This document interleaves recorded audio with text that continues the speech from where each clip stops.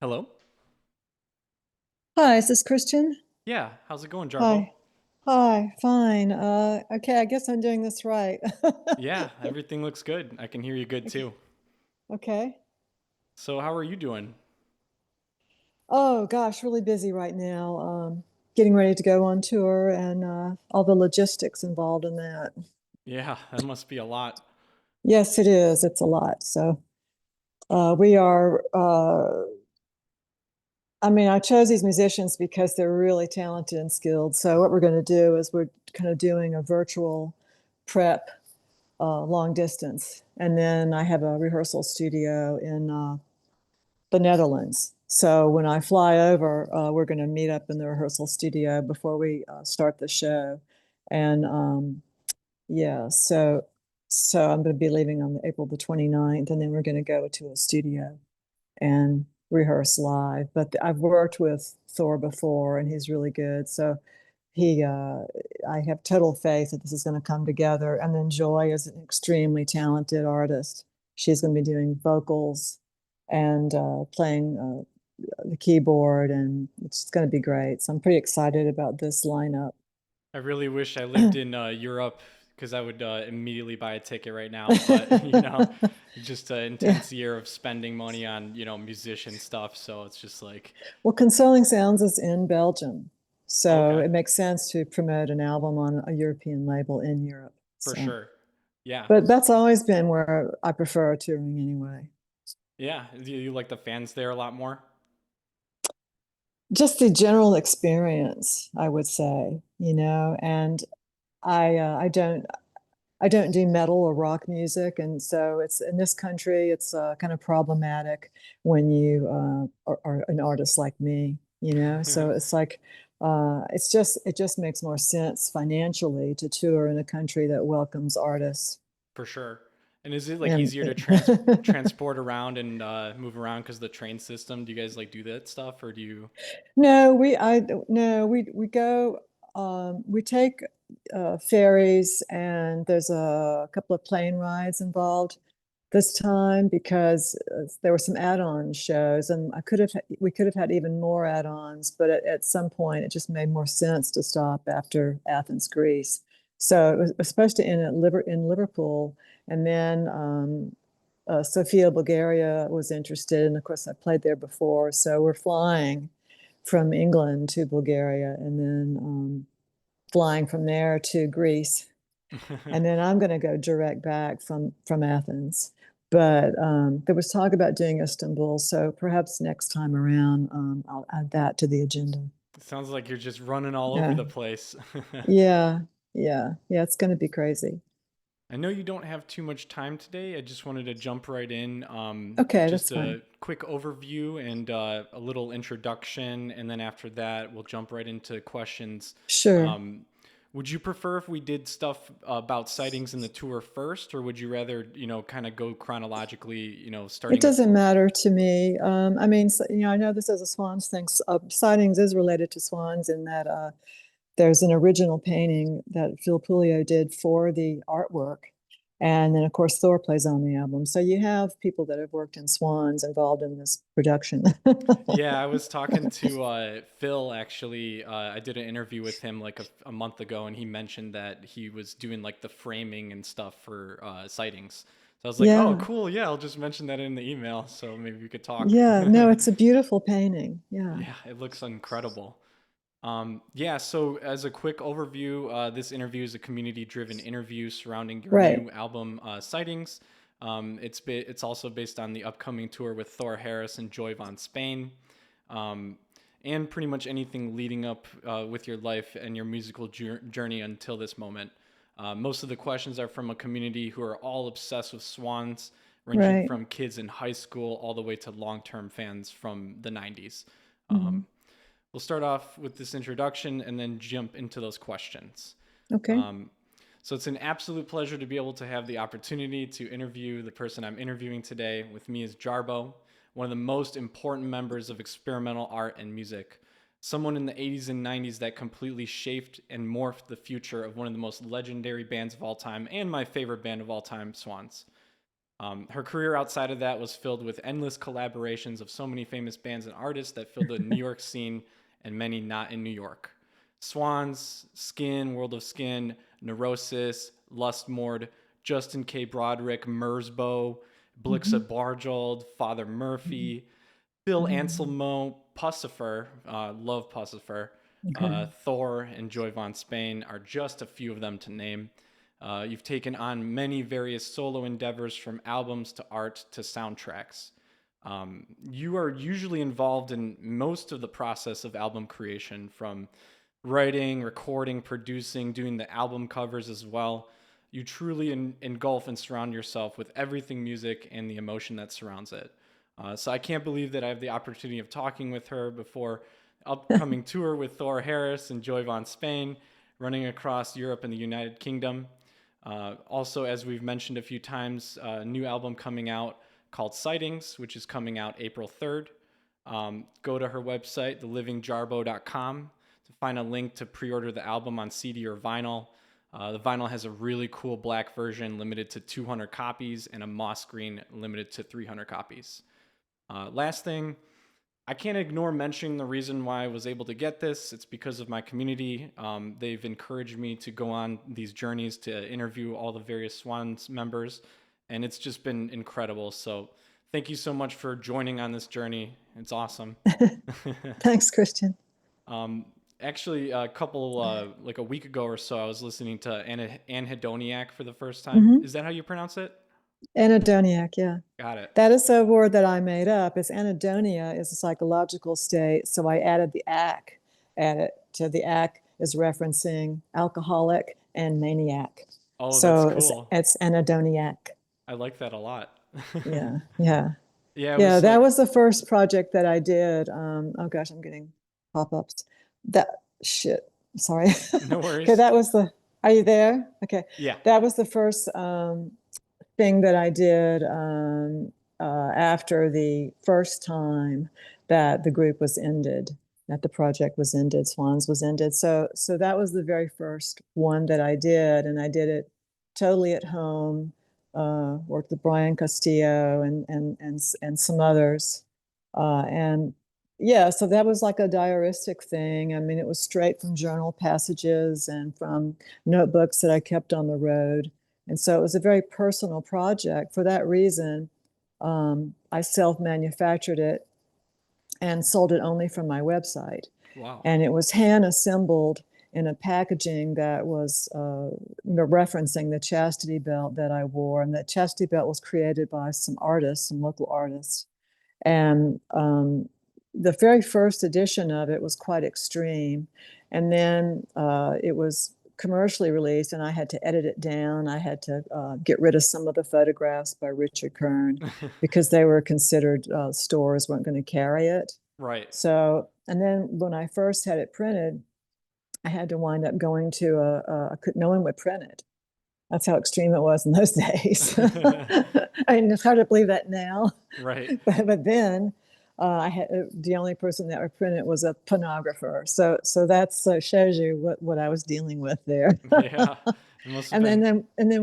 one company was all women. I thought they'd understand it, that was not a sexual image. That was more of a ferocious image, and they wouldn't do it because they were hardcore Christians and they didn't like the lyrics, Yeah. which is crazy censorship. So yeah, so things were a lot of different, in that time period. I finally just released it digitally, the original version, and then I may do it on vinyl for the first time. Thinking about it, but I mean, the problem is, I mean, it's a pretty extreme album. Yeah. So I'll have to see what we can do with those photographs and stuff for that. Be cool to like release some sort of like booklet or something with the photographs maybe in the future, you think? Yeah, yeah. The original photographs were pretty hardcore. I remember when I did this project and Michael Draw saw it for the first time. He was like, "Oh, those photographs!" It even blew his mind. That's And of course, he surprising. knew he knew Richard Kern. So Richard Kern, New York girls, and worked heavily with artists like Lydia Lunch. And so I think that I love the album, but the album is very, very hardcore for sure. It is very dark. It is very like earthy and atmospheric, like in such a way that it reminded me a lot of The Great Annihilator, like some of the gothic sounds on it, but it took it to Hmm. an even deeper and more personal and emotionally gripping level. Uh, Yeah, I think the song "Honey" is very emotional, and that was the lyrics from that are were from one of the journals that I kept. and Not Noah's Ark too. That song just blew Hmm. my mind. It sounded like. Have you ever heard of Coil before? Of course. Yeah, like it was like Yeah, this. we were on mute, of course, on mute. Like, in the early days of being on mute, we would see Chris Soverson and Balance in the studio in the offices all the time. And when we were touring studios in London, one of the studios was where they were recording. And so we went there while they were recording, and they made me go stand outside because they didn't want female energy interfering with their recording process. So yeah, and then there was even talk about Peter doing a video for us at one time. So yeah, so we knew them for sure. Wow, that's incredible. Just the way that you used your voices and to create instruments for that song was just so cool. And then jumping into like newer stuff nowadays, The Embrace with Chris Force from like Hmm. 2022. Hmm. Uh, I mean, the way that the effects that your voice came in, it's like was like sharp knives going into my brain. Like just Hmm. how amazing it was swirling around my head. So yeah, just doing a little bit of homework, and it's like, man, it really makes me realize how integral you were to like the drone sound, the darkness, just like the Hmm. soundscapes of Swans. It was incredible. Hmm. Yeah, the very first thing I did was the scream that starts. We did the 12 inches of a screw and Time is Money Bastard. And so the very first thing I did in the studio was that opening scream for the dance, quote, industrial dance mix. And then it went on to doing the choral vocals on Holy Money, multi-layered choral vocals. So I think, integrating my voice into it at the beginning, and then eventually the melodies and the arrangements that I did based on, my training.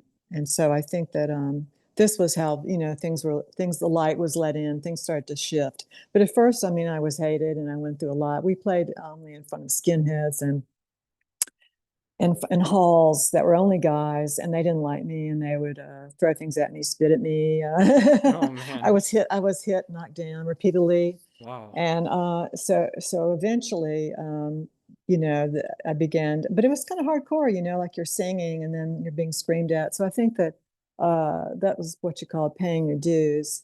But the good thing about that is that I went up to New York being very pretty tough to begin with, and I think that in terms of I was training as a boxer, in karate, and I was straight edge, and so I think that I went into that environment of people that weren't like that. Yeah, gotta fight against the skinheads.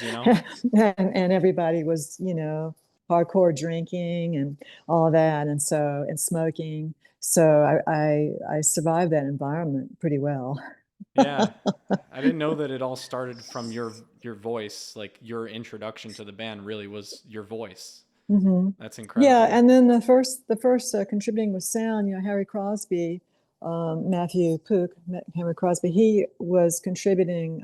They had a cassette deck, and he would have a foot pedal, and he would roll the cassette sounds up and down. This is early Swans. So that was creating the sounds that you heard, the atmospheric sounds in the early Swans. And so when I was brought in, Harry didn't want to be in the group anymore. So I it was decided I was getting ready to play bass, and then it was decided that I would contribute those sound samples, and but they would be created originally through a sampling keyboard. The Sonic Mirage was new in those days, so I was like a beta tester for that. So we would create these. Michael and I would create these samples. Like you record something, like say Norman's guitar or anything, and then you would process it in Sonic Mirage, which was no monitor. It was all based on mathematical like parameters and settings. Extremely interesting Yeah, working that way. for sure. Not being able to see what you're doing. So that's why I started contributing those sounds. And of course, the very first show in 1985, it was great doing sound check, and then it malfunctioned during the show. Oh no. Oh So I had no. to take my fist and pound on the keyboard to get it to unjam. So the whole show, I'm like playing the, and so at the end of the show, people thought that I was trying, that was deliberate. It was trying to be Yeah. industrial, whereas actually it was just me under fire and trying to not panic and get it unjammed. Like an But this, unintentional thing that people see from Swans now because you're just trying to fix something. They're like, that's so hardcore. yeah, but I mean, I did it, my posture very erect. And so, like, so it's like no one knew, but this thing proved to be very, unroad worthy. This sampling keyboard. It was very finicky, traveling through the Alps in a blizzard.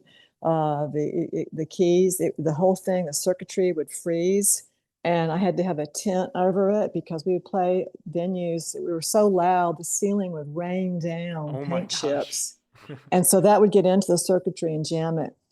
So I had to play with like a little tent over the keyboard, and it was really basically hell touring with that.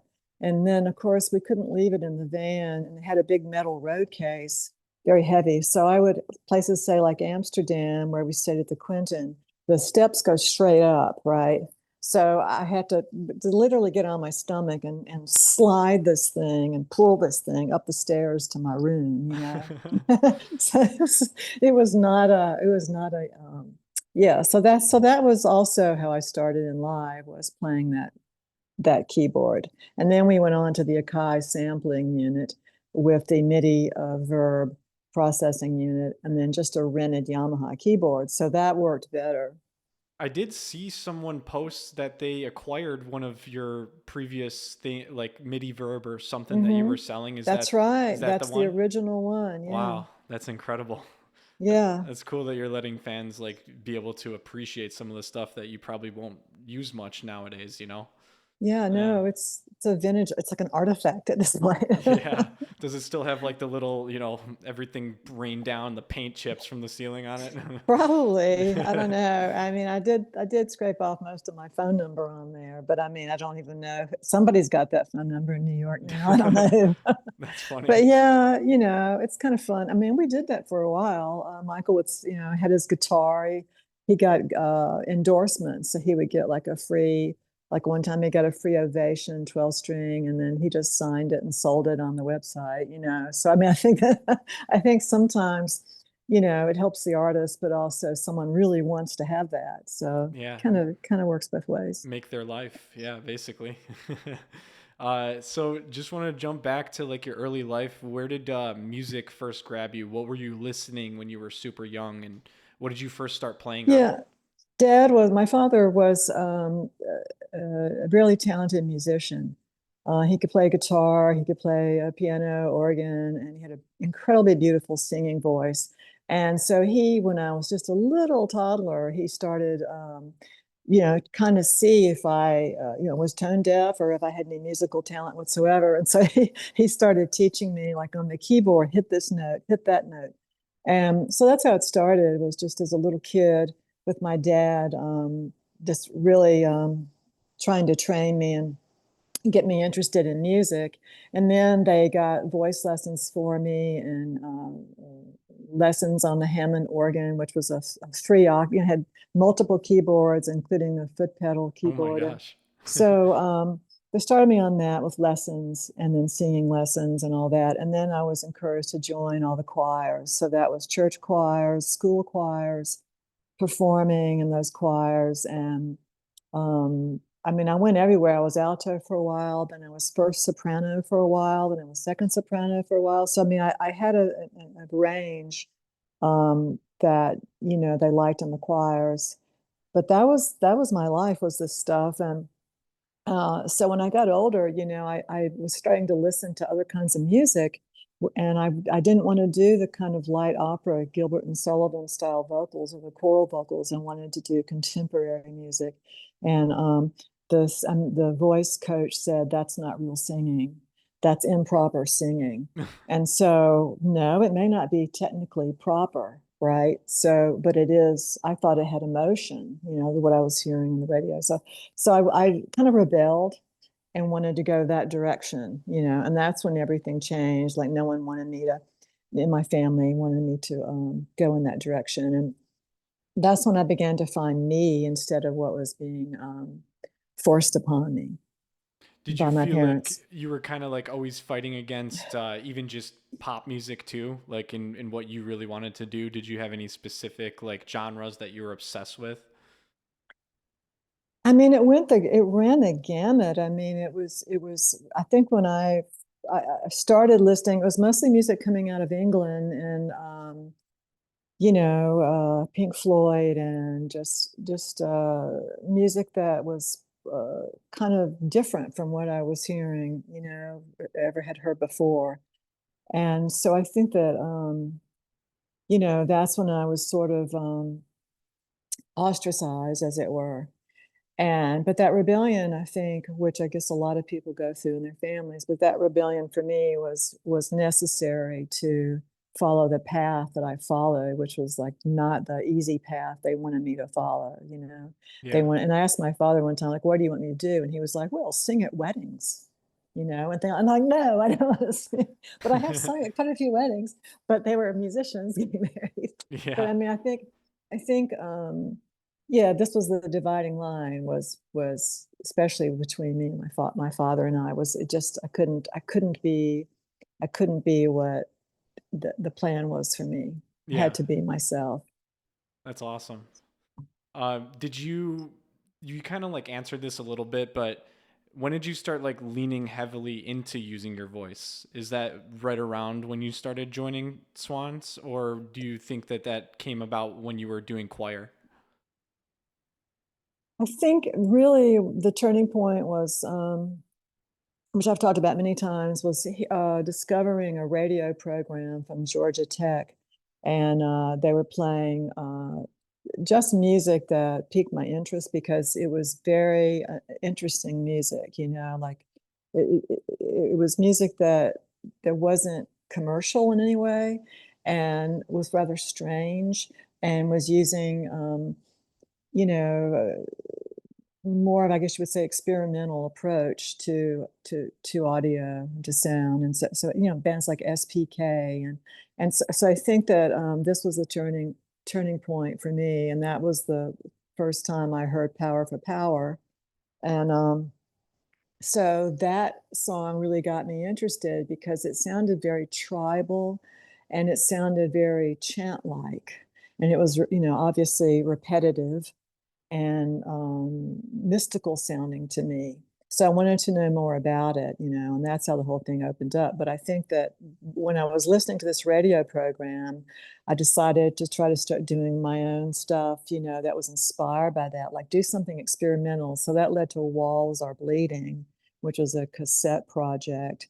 And in those days, there was a mail art cassette, I don't know, club click, I don't know, it was global.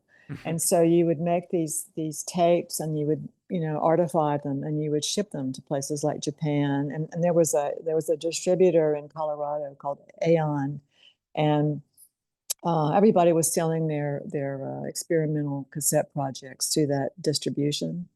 So, and then there were zines everywhere, so that you would get reviewed. And so this was the whole world. My whole world was this mail art and experimental cassette, where you'd exchange cassettes with other artists Yeah. from all over the world. And that whole thing, then hearing Power for Power, and then that led me. I was in touch with so many artists that's what led me to write the little. I stole the album from the radio station, Georgia Tech. Couldn't find it anywhere. Didn't exist in any shop. So I went down there, and I borrowed the album, but I never returned the album. I might still have it, but anyway. Yeah, I'm wondering Um, if that thing is still available. It'd be interesting to hear well, it. well, this was Power for Power. This was Filth. Yeah, yeah, So, right. So anyway, yeah, but I mean, they had already put it into their cart system, so it wasn't like they couldn't play it anymore. So I wrote the address on the back, and this was probably, I don't know what year was this, late '83, I'm not sure. But anyway, so then I got this quite a few, I don't know, a couple of months later, I got this stapled lyric sheet back from Michael, and so he said, "Here is the lyric sheet, such that it is." And so I still have that too. So I wrote back, want to know more about what you're doing, and here's what I'm doing. And I sent the cassette project, one the latest one, and some stuff about what I was doing and the artists that I was listening to. So that developed into an exchange, email, I'm not email, but physical mail exchange. And then that led to talking on the phone. And we had very interesting long phone conversations. They would last, 2 hours. And so got this massive long distance phone bill in those days. And um, so then on the zine, I was gonna, we were like, hey, let's interview them for the zine. So I went up there with the intention of meeting them at a rehearsal and interviewing all of them. And I was invited to the rehearsal, but I had to sit outside the door where the actual room was, where they rehearsed, which was probably good because it was just, incredibly loud outside the door. Yeah. And so this, of course, wound up being my home the entire time I lived in New York. And it was this raw space, just Yeah. raw warehouse space. And so anyway, so when they finished, I met them and they were all kind of aloof, Rolly Moss and them was kind of friendly, but everybody else was sort of aloof. And Michael was, he was nice. So then I realized that he was pretty much, in charge of everything, and although the others in those days would have disagreed with that. But anyway, so we met and we went to Life Cafe and we went to different places and talked. And so that led to me, just expressing my interest in becoming part of that. And so yeah, so that led to being invited to. I mean, I'm listed on the sheet as sober roadie. So that led to the 1984 European tour, and that was an incredibly intense experience, traveling in a van with all these cigarette chain smokers and people that drank huge amounts of alcohol.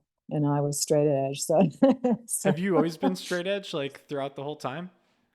yeah, pretty much. Yeah. See, I was an Wow. outsider. Like they would finish rehearsals, even when I was in the group, they would finish rehearsals and go out to the bars, and I would stay alone. Um, at the space, 93 Avenue B, and I would stay alone in that space and write music on the Casio, little Casio that I had to write on. And that's what led to like the solo albums, was I just stayed and just kept working, and Yeah. they would go out partying and drinking. And sometimes there was even an after hours bar on, I want to say it was Avenue B in those days when B was a no man's land. And that would stay open until like 5 or something. And most of them would close earlier. But that whole crew out there, not just those guys, but all the bands that were in that scene at the time, my opinion of them was they were very interested in going to bars and drinking and all that. And I never joined that. I wasn't interested at all. And so I was, not part of, I wasn't considered cool because I didn't drink and I didn't smoke and I didn't do drugs and I didn't party. Was, So, was that ever like ostracizing at all, or do you feel like everybody was pretty respectful and just oh no, understood? it was very ostracizing, Yeah. especially with some of them. I'm not going to name who they were, but some of them who were not in Swans and other projects, they were very ostracizing to me. And I think that yeah, it's kind of a goody two shoes, I guess you'd say. But that's okay. That's who I was, and still am really. So, but that was fine. That was the world then, and so that's how that started. Was going up there for the zine, and then eventually moving, and then actually after the tour, where I carried drums down the steps of the Berlin Loft, which has many stairs, and I did a lot of stuff. I held on to all those cassettes that Harry was playing because they would get lost if I hadn't held on to them. There were tours when I held on to people's passports because they would, lose them. And there was tours when I um, had to take all the guitars in their cases and then straddle the elevator door, bringing them into the elevator and putting them in my room so that they could all go out, right? So yeah, it was very boring, I was go back to the hotel room and go to sleep alone. Yeah. There was a time in Hamburg. We're sitting there with this was a long time ago, members of the original lineup of Von Stützen and Neubauten. And they're all getting pretty wasted. Well, most of not Mark Chung or his girlfriend, who I think was a ballet dancer, but the rest of them are getting pretty loaded. And I just wanted to go back to the hotel. So I got up and I remember one of them saying, I said, okay, well, I'm leaving. And I remember she said, to sleep. I was like, oh, yeah, Yeah, that's where I I'm know going. that's no, that's not cool, but yeah, man, that's what I'm gonna do. So I just walked out of there. At that point, there was people sitting in each other's laps, and it was kind of getting crazy. So yeah, Yeah.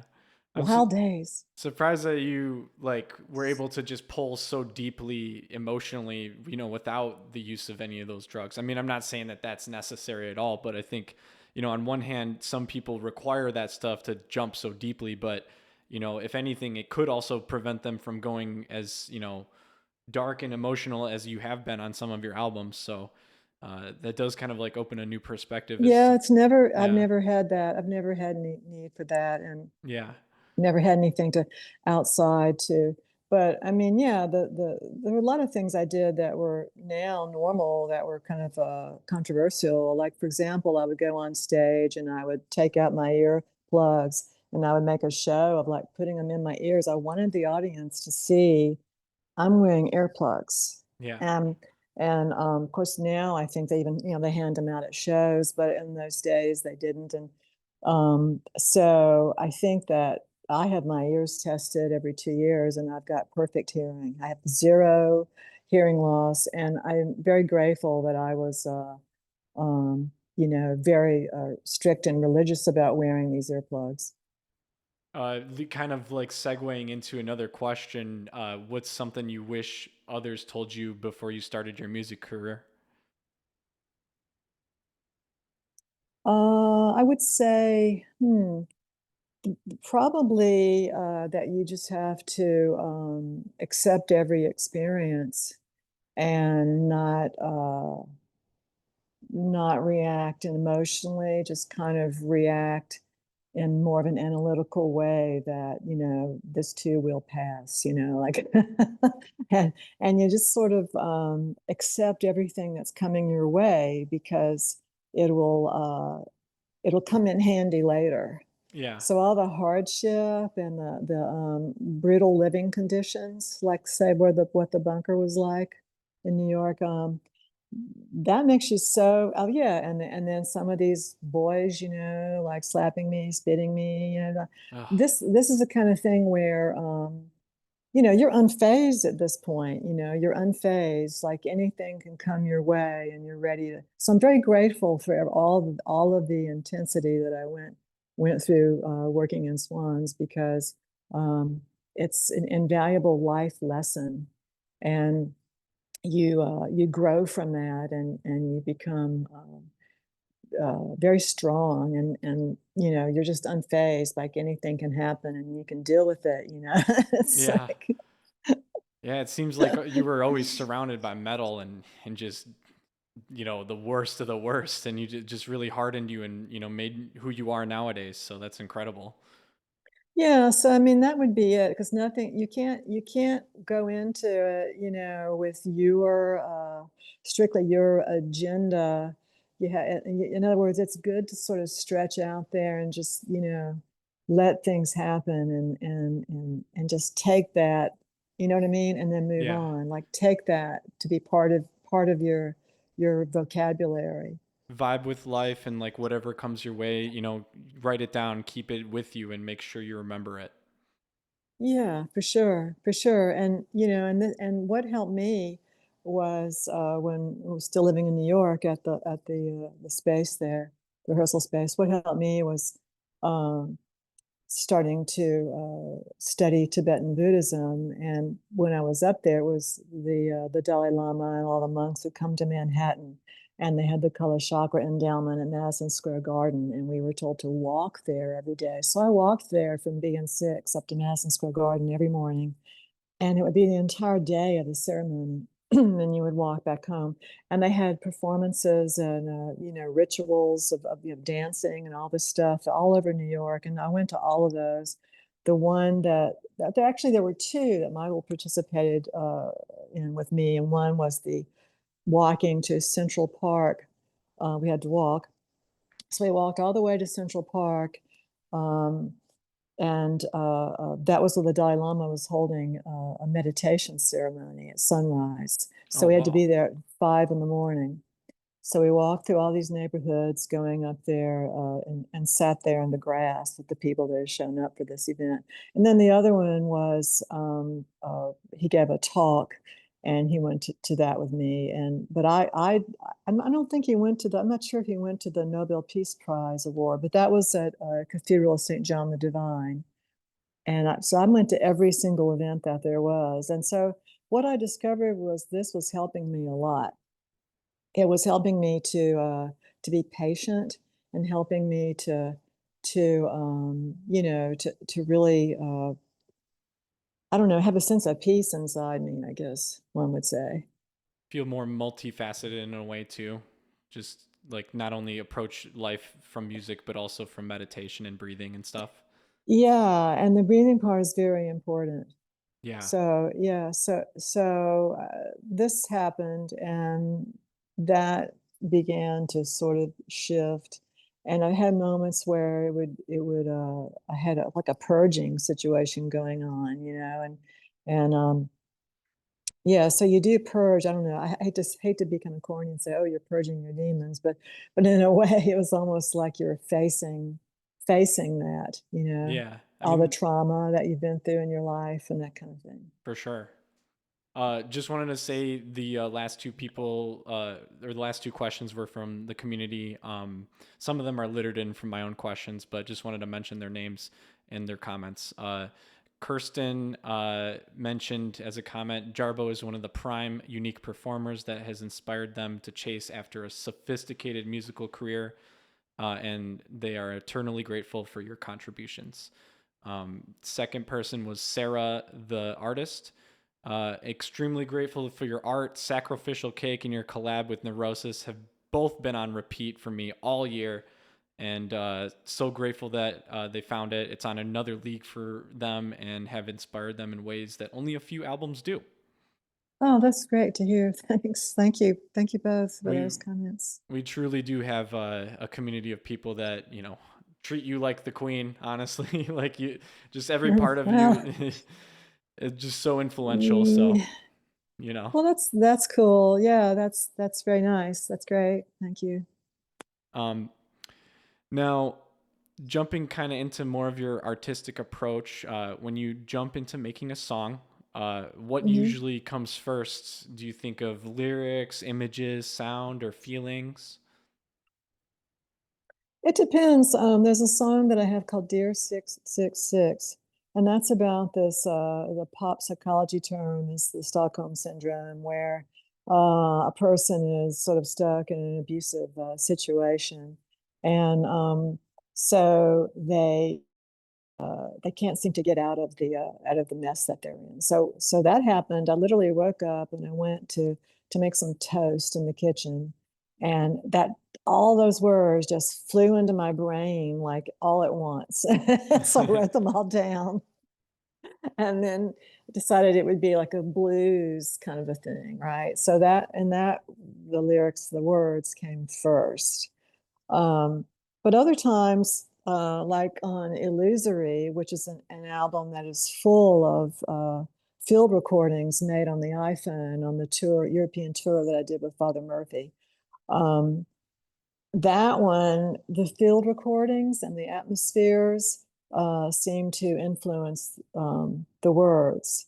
when I did words, because there on that album there are songs where I'm just doing sounds, like made up language. And but the first song, the song called Illusory, that was sitting down at the keyboard and then playing these chords, and then from those chords, the what the song was about, um, the words came as I was sitting there working with the chords. So yeah, so it just depends on, you know, what the I don't know what the plan is to begin with, you know? A lot of times it's very easy to sit down and I'm kind of scared of the keyboard because if I sit down at the keyboard, I'm going to be writing songs. Yeah. So I try to tell myself, no, I could have had like 20 albums out in the past 2 years if I wanted to. But, you know, I'm just kind of, but this album, the Sightings album, the reason why I recorded it, I don't know, a year ago. The reason why it's coming out now was I had like a sports because I'm pretty active. I had a sports injury and I broke my wrist, and so I kind of finished that whole album with you know my right hand in a immobilizer cast, and so the label Consoling Sounds wanted me to you know to promote it, you know, and so I couldn't tour. So this is why I'm touring now rather than last year was because I had to heal from this As injury. soon as the cast came off, just running out to tour again. Well, I had, yeah, I mean, I had to go to physical therapy and then I had to have surgery. So yeah, so Oh man. I'm fine now. But yeah, so that was hardcore. Yeah. When you add in like stuff and you start layering more things into your songs, do you feel like there's like a strong push and pull like from the instrument? Like, you started off with vocals and it's in such a specific feeling, and then as soon as you start adding in piano and stuff, it's almost like the song morphs towards piano being like the main priority. Do you feel like that kind of happens a lot, like this push and pull between the two? I think so. On Sightings, the song Francesca Sun, which is about Francesca Sunston, she was married to Bill Rieflin, who of course well, he performed live with me in Portugal, and he recorded extensively with Swans. And that song, I was thinking about her, but I wanted to do almost like haiku, you know, like a real minimalist poem that would kind of be bigger than like a fleshed out lyrics. It would just be a hint at mysticism. And so that was started out with this sort of quote haiku, like a minimalist little prose piece, whatever. And then I had the idea in my head there would be strings, and so then Thor had a good friend, Andrea Calderon, who played strings on that. And so I just kind of lowered the volume of my piano and let her take over, you know. So she pretty much carries the song with the violin. And then I come back with the melody on of the piano at the end. So in that way, the song changed because what she did was so beautiful that I wanted her to kind of fly, as it were. The way that you are describing your album is making me quite excited for it, for sure. Hearing about the strings and stuff, so that's awesome. Um, Want to do like one quick question about Swans and then jumping right into Sightings, just because I don't want to take up too much time. Um, so, what is one thing you remember the most about touring with Swans? One thing. Yeah, just one thing. You can extrapolate though if you want. It's impossible to say one thing. I mean, you got to figure I went through numerous incarnations of lineup. Yeah, I mean, I was the only one who was the consistent member for the time I was in it. Every single time there was different people, you yeah. know? And it's sort of depended on, you know, on the personalities, I guess I would say, of the people, and also how pulled together the booking was and the travel logistics were, you know? There's just so many things that happened. It's just kind of incredible. Like I'll mention Two things. One, in Switzerland, that we would play, be booked into these venues where they had volume meters. So Oh just think man. about that for a minute. Yeah. So if we would set those off even during the sound check. Oh my gosh. And so we would go ahead, and I think one time we moved the entire show, and we had to put a sign out for the venue. The show has been moved to because we couldn't play there because everything set off this volume. And so what would happen would be the police would show up and shut down the show. So that's why you couldn't play when the volume meter went off. Um, so there we are in Switzerland, and we're playing, and during the show, and I guess I don't know, it was a volume meter, but the volume was too much. So I turn around and there are police, and they've shut down the show. And we were forbidden, whatever, banned from playing Switzerland for a while. So that was one thing that happened. Yeah. And another thing, oh gosh, there's another show we did in Ljubljana, outdoor, kind of a festival thing, Slovenia. And the kids, the audience, they had thrown, I guess, glass bottles onto the stage. And so and frequently Michael, we would both perform, barefoot. So Oh my. yes, I went out there and had this broken glass all over the Oh place. my gosh. And they were still throwing things. And these guys threw it was fruit, and they were pelting me, uh, yeah, in my lower, area. Oh man. And hitting me there, and it stained the clothing I was wearing. I wrote about that. I used that in some lyrics about, you're on stage, and you left a stain where you have bled, you're bleeding. So yeah, so there's that. And then another wonderful thing was traveling through the Alps in a blizzard, and Al was at the wheel. And we got stuck in the snowdrift and went off the road. And we were standing there in the snow and the ice, and a big giant truck starts coming up the hill. And so we were able to, stop it. And the truck pulled us out of the snowdrift. And of course, we missed the show Yeah. because we're so late, and the kid and the promoter was very upset. And so the audience had come through a war zone, uh, so to see the show, That's and they crazy. were camping outside and staying outside. And so we did the show the next day, um, for them. But I mean, obviously, some of the people that had made the journey, or were disappointed and had left. And so that was very memorable. Was being stuck in the Alps in the snow, Yeah. and missing the show. And yeah, so that was all really weird. But there's so many. Like the after show, which was after tour, after band, London, that I was when I was, there.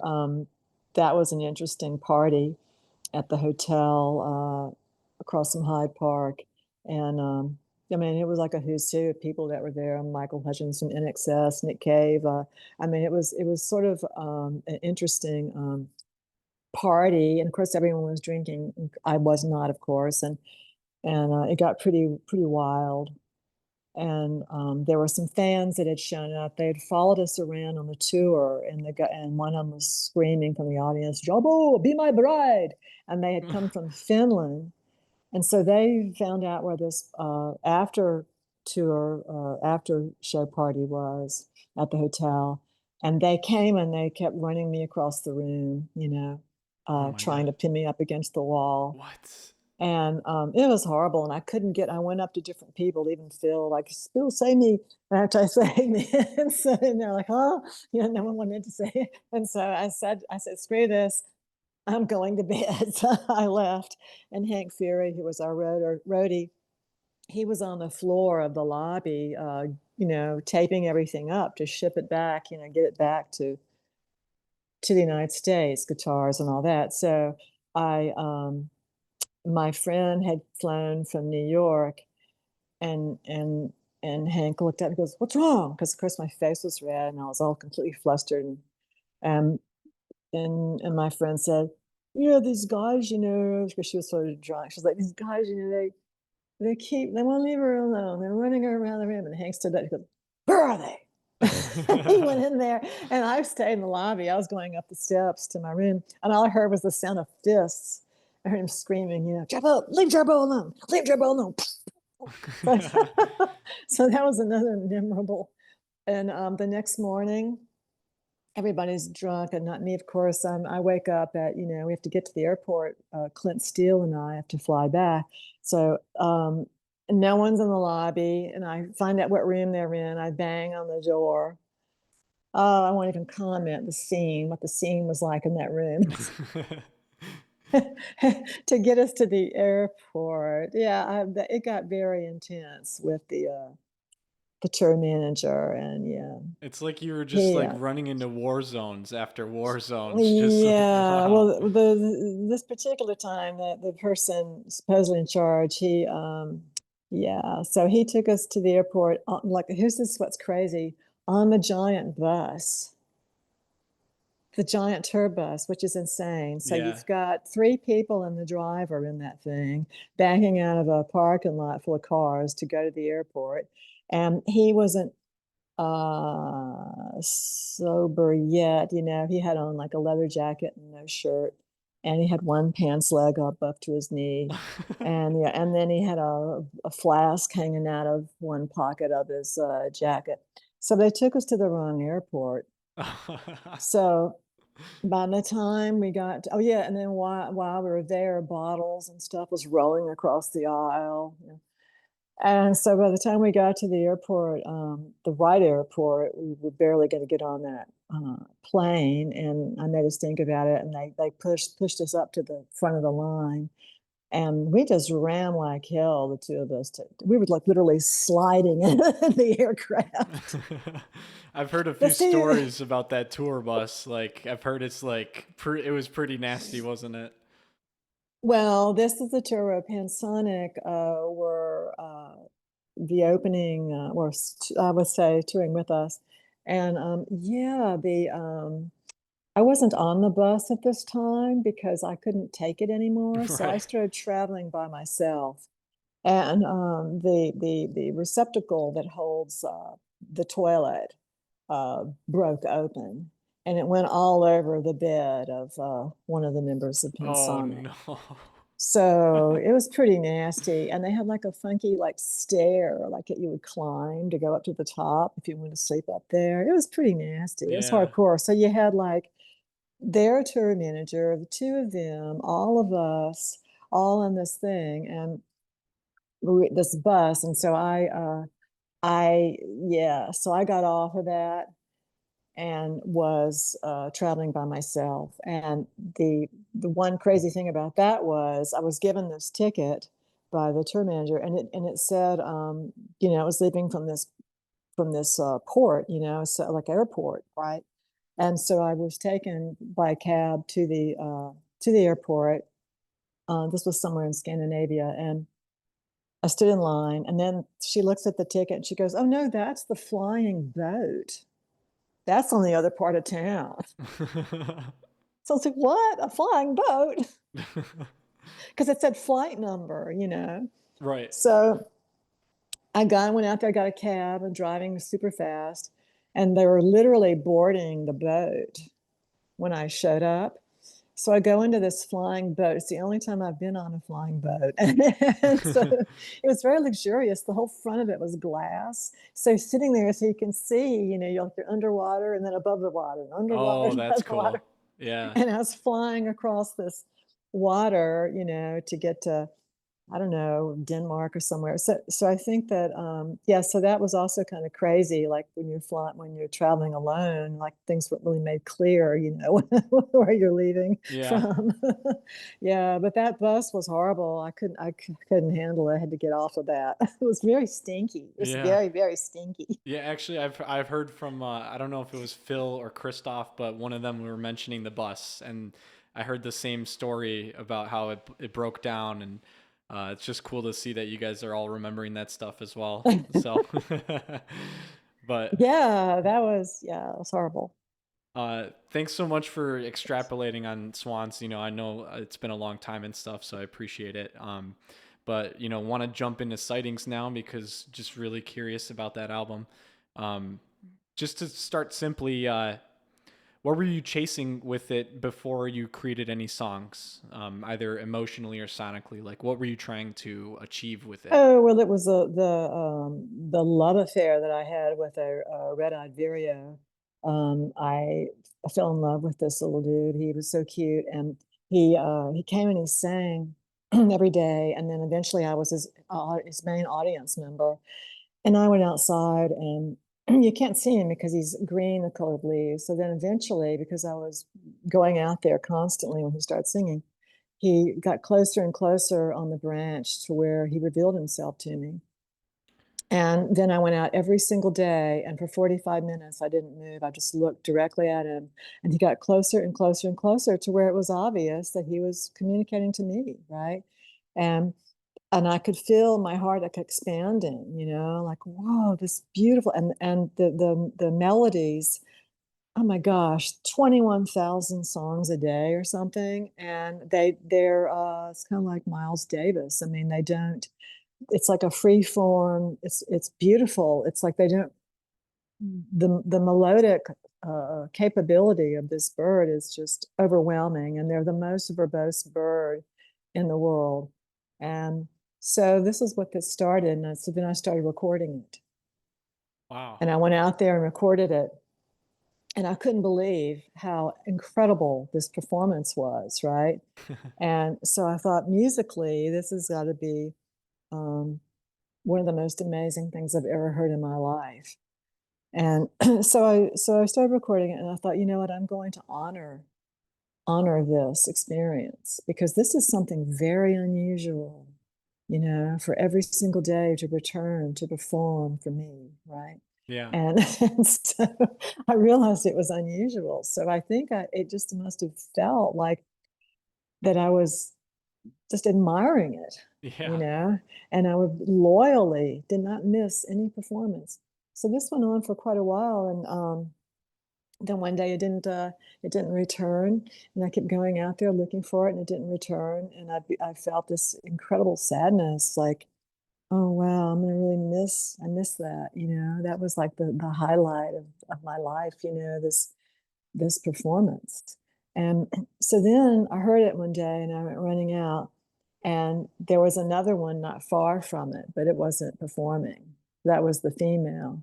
So the male bird was performing, and so then I researched it, and it said that they do all this singing looking for a mate. So he the two of them were there, and then he sang a little bit, and then the two of them went flying up in the sky together, and then they were gone, and then I heard them again. I went out, and they were both sitting in the tree, and he got closer to me and performed some more for me. I called it performance. And then they went up into the sky, and so it was almost like he had come back to say goodbye to me, like, goodbye, I found my love, I'm leaving. Wow. So he was like practicing on you. I guess so, Yeah. and then I researched that they would fly back to Argentina. So this little tiny bird, flying all that way. And yeah, so this was a special one. There have been a couple of more returning, but they're not the same. This one had an incredible projection and immense vocabulary. This one was special. Do you mean specifically the album or the bird? This bird was very Yeah. special. That I've heard other ones come through, and it's not the same. They don't project the same way, and they aren't as confident in their delivery, And this was extreme vocalizations, so it was a very unusual red Iberia. So I talked about this to Phil, and that's why he said, "Oh, I know the vireo," and I said, "Well, this is what I would like to have on the cover is the red-eyed vireo." That's awesome. So that was how the whole thing started. And then it was just, I thought, well, I honored the vireo, and I'm going to honor Frankie. and I'm going to write about the community of the supportive Buddhist community, which is the Holy Waters. And then I'm going to end all of this with, yeah, and I also recorded the fox. So there's a song with the recordings of the fox at night, and he's doing the banshee scream. So this is also a mating call, and it's a vixen, the vixen scream rather. And here's the thing: the vixen scream is the male. He's also looking for a mate. So I so I recorded the vixen scream, which is the fox. And then I did some very subtle choral vocals around it. So it's choir and night fox. So there's two nature focused things on this where I'm kind of receding and letting them, and that the atmosphere take over instead of my vocal. That is absolutely beautiful, and it probably felt pretty organic to write about a lot of the meanings of it from all of that, especially because, I mean, really, those are animals just like us. Beauty of the life and the nature that you saw inside of it. Yeah, well, that's my environment now. So it's like a wooded area, heavily wooded area. There's lots of owls and animals all over the place. So it's yeah, so it's and we have a tremendous amount of deer here, That's herds of awesome. deer. So that's a daily occurrence, the owls and the deer. So yeah, so it's just a reflection of where I am in my environment. But I did the same thing I did on Illusory, where I ended with Man of Hate, a different version of Man of Hate, which I did on 13 Masks, which is my first solo album. So on this album, I end with of Ancient Memory, which is also, early. In other words, I'm taking my earlier songs and I'm revisiting them for now.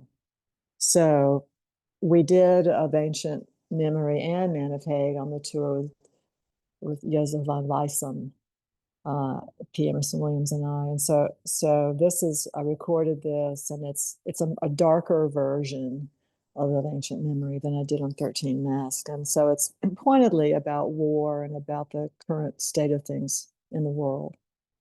Do you feel a lot more observational now? I think you're always observational, when you're writing, when you're writing anything. I think you're kind of you're observing the world around you. Yeah. Um, as far as the process of writing for it, do you feel like it's been majorly different than any previous records that you've done before? Only in that I am giving, for example, the lead vocal is the Vireo, right? So it's like only in that I recede, I've received more than in other albums in terms of taking the light. The light is upon other factors. So it's like I'm enhancing the Vireo rather than, and I'm giving the Vireo the lead vocal. Got it. So, other than like the recordings and stuff and whatnot, that the field recordings, is there any specific instruments that you were really excited about using on this, or just was really unique for it? Well, Thor and I collaborate a lot. I've worked on a number of his projects, and so he in turn works on mine. So in this, I sent what I'd started, and I just sent it to him and just said, you know, do your thing. And so he adds a whole lot of percussion and different percussion instruments, as well as clarinet and different horns. And so he's someone I trust completely to add, uh, what he wants to add to in terms of atmospheres to a song. So yeah, so there's a lot of collaborators on this. Let's say Thor. I gotta say Thor played bass drum, hand drum, gong, cymbal, crotales, clarinet, baritone, horn, trumpet, marimba. Man, So, and then I also had the former members of Father Murphy, Kiara Lee, and Freddie Murphy, calls himself Freddie Murphy. So that's synthesizer, guitar, field recordings, Andrea played the violin and cello. Brett Robinson plays guitar and a field recording of bells. So it's and then of course the Fox does the Vixen screens and the Vireo does the vocalizations. So it's quite a few collaborators on there.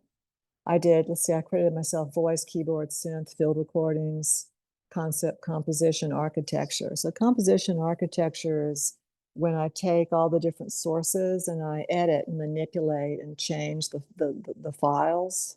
So it's a very you know it's a very intense process where you're minutely going in and editing and altering and manipulating, stretching things out, making them shorter, making them longer, reversing them, things like that. Like I'll take a track and I'll reverse it and then put the track that's not reversed next to it. So the dominant might be the one that's not reversed, but the other one will add texture. So I do stuff like that. Is that for you? Do you believe when you go in, are you mainly doing that on field recordings, or are you doing that on like instruments? Everything, Oh, awesome. everything. Yeah, Nice. everything. I mean, see, I don't like the kind of like a metronome, loop feel. I like things to be more free form. I've always been that way. So I don't want things to be perfect. I want things to sound craft-like, I guess I would say. Yeah. So a lot of times you might have like one specific track that you're building up, and realistically, you're not putting on a metronome or anything. You're just trying to find where it places well in the song, and just Yeah, organically building it. yeah, trying to build it emotionally. That's awesome. Just, in other words, your heart space. This is more important to me than, like I don't, not that there's anything wrong with it, but I don't listen to commercial music. I pretty much seek out things like instrumental, neoclassical, things like this. And so, but I mean, they have to have a free feeling to them, an improvisational feeling to them. And I'm most happy in that space, I guess I would say. I feel like a lot of the kids that we have, it's crazy to see them, be very interested in the things that you're also interested in, as far as like experimentation. Even when you Mhm. were mentioning the exchange back in the day, a cassette exchange, everybody seems to overtly avoid commercial music in the people that I surround myself with. And yeah, it was kind of like that. Like, just we do an album exchange. So every month we just, give each other albums, and we just try to see who can find the most experimental stuff and the stuff that really blows our minds every time. So, Well, the crazy thing that's entered the field, as it were, is the AI stuff, and yeah. that only came onto my radar recently when someone sent me some music they were listening to um, on Spotify, and I was like, and I researched. I was like, wow, this sounds like music from like the '60s. This is crazy. And Yeah. so I researched it, and it's an AI artist. Yeah. So there's a lot of that's going to start happening now too, and that's well, good luck. I mean, but that's a whole different scene. But it's like people to not know that that's the original of that was in the '60s. Yeah. This is like a guy who does soul music, and it sounds exactly like the old song. And that's that. Yeah, I guess I don't know. He uses one of those programs How do you where you say create, music like this artist from, the '60s, and it does. So, How do you feel about that? Like, are you afraid of the landscape in the future? Or do you think, the right music fans will find the right stuff? well, I personally know some people, specifically a very talented artist in California. They are out of work because they have been replaced by that, and so that their job that this person is doing now is training an AI thing. So I think that that's kind of interesting, training something that replaced you. So I'm not sure. I think we're still at the beginning of all that, you know? But I've yeah, actually, I mean, the potential is definitely there to replace pretty much everybody, you know? yeah, Actors, fashion models, film production, song production. I mean, it's pretty much, and so I think that, yeah, the potential is there, and you know, a lot of the companies, you know, film production companies, actors, models, video people. I mean, they're all aware of that, and so yeah, the potential of total replacement is there for sure. I've heard about those jobs where you train AI music creation. It's crazy. My one friend, he makes a bunch of music. He, writes guitar by himself. He does all the singing, and it's like he's like, "Yo, check out this." He doesn't have a job or anything. He's, I'm a coder, but he's kind of not locked in. And he's like, "Check out this job. You can make 150 an hour training this." And I'm like, sounds enticing, but do you really want to jump into that? Like, is that something you want to do? And he's like, yeah, you're kind of right. But like, it's like pays crazy. So it's like, but for me, I Yeah. would never do that. So, but it is very scary. No, it is. And what you just mentioned that you're doing, I mean, that's also being taken over. Yep. Yeah, it's So, completely engulfed my job. Like my boss says you have to use this, and it's like, wow, okay. All right. Well, I guess I'll pray that it lasts long enough for me to retire. well, another field, website creation used to be you would have to have, you know, people that create websites, and now that can do it for you. So yeah. That's me. I'm the website creator. It's crazy. Um, Now, kind of jumping back to sightings. Uh, Let me look at this one question right here. Also, by the way, these are all like most of these are community questions. I'm just going to read their names off after in all the comments just because it seems like it'd be a better flow. But as far as your upcoming release, did you have any specific goals with it or any things in mind with it? Or usually when you release stuff, it's just all for yourself? Oh, I mean, the agenda, you mean? What is it an agenda? I would say it was just to try to, I mean, I'm always making commentary for years now. It's been political commentary and commentary on a gentle push into Buddhism.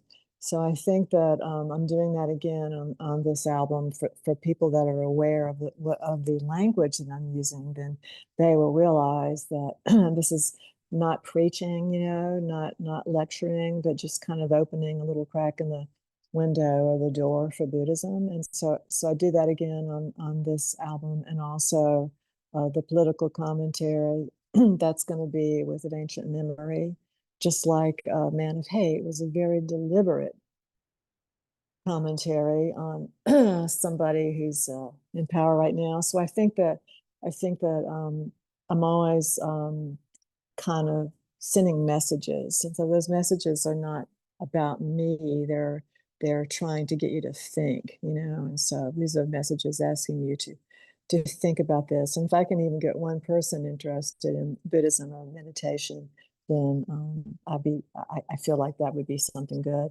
And get one person to really kind of understand the message happening, a song like Man of Hate, or the message happening of ancient memory, then they will realize that. It was very, I guess I would say, gratifying when we did of ancient memory live, not the last tour. I think it was great when people in the audience understood what I was saying at the end when I talked about it's basically a metaphor for a bomb, a nuclear. And so I said, sinks the Black Sea to a bed of ancient memory. So there were people in the audience that kind of cheered, you know, because they're like, yeah, we get it, you know, like it's going to sink. It's not going to take Ukraine down. So I think that this was, you know, important to me that these messages, which I'm doing, I guess you could say in a poetic way, quote unquote, or a metaphor, that they've understood that these are messages. It's cool to hear because there is a question here that was asking specifically how religious and spiritual beliefs like influence your art. So it seems like it's Heavily so, heavily so. I mean, I've had songs about my interest in Buddhism now for years and years and years, um, and I've done songs early on, so many songs about women empowerment for females, you know, and like Volcanoes, an example, and Deflowered is an example. Dear 66 is a real example. And so, yeah, about not getting into victimization or into, and then to realize what you're up against in terms of, you know, a female in certain realms, certain realms. Do you feel like you approach it more spiritually or religiously? Like, would you say overall it is rooted in um, beliefs, or do you feel like they kind of mesh together in a way that help each other to deliver what you're trying to do? I would say for me, it's like a philosophy. Most Westerners that are not born into it, raised up in it, that they turn to certain philosophies, spiritual philosophies, whether it's the Dalai Lama or a Thich Nhat Hanh or any of the spiritual uh, realms. I thought they turn to it as a kind of psychotherapy, and that was how I originally got interested in it, was as a form of psychotherapy. So I think that it's not really a religion; it's more of a philosophy, I would say. Um, how do you feel this album kind of fits into your overall catalog versus like your previous albums? Do you feel like it's quite different overall, or I would say it's more peaceful, but it's also I mean, it's not meant to be sad, but it's definitely meant to be um, introspective. So it's possibly one of the more introspective things. is there anything specifically that you've listened to recently as far as artists or records that have influenced the creation of this? No, I mean, I think in terms of things that get me to think, that would be primarily books. So books are inspiring to me. Sound, audio for me would be, like I mentioned earlier, like I like avant-garde, sort of experimental classical, contemporary classical, although I do support traditional classical. I've been going to a series of those concerts here. This next week, I'm going to see Itzhak Perlman. So I but then the other night I went to a performance of Georgia Tech's, the robotic department, and they have a music department that is on the edge of robotics and AI. And so this whole performance was, spatial audio. And so there was a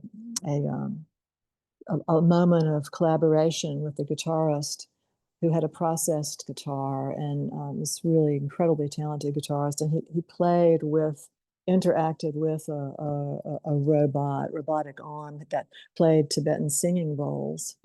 And it was incredibly nuanced how this thing would just do a soft rubbing of the bowl and then a bong. And so they did this, it was like they were playing together, but they were creating together at this in the same time zone. So things like that are very, I guess I would say, informing and kind of inspiring, So yeah. It's interesting to hear that you tap into books and plays and stuff like that, and Hmm. avant-garde performances. Because Hmm. when you sing, quite often it does seem like you are almost like an actor playing a different role. Like you can really tap into it in Hmm. a way that it really does push that emotion across. Is there anything specific that you try to think about when you tap into this, or you're just trying to really push across the emotion as much as possible? You mean just in general? Yeah, just Uh, like in general, like, when you're about to put on a performance, do you think right. of anything specifically? Yeah, I've always had the same thing where it's rather than technique, it's becoming the character, becoming the persona, becoming the voice of that particular song or piece of music.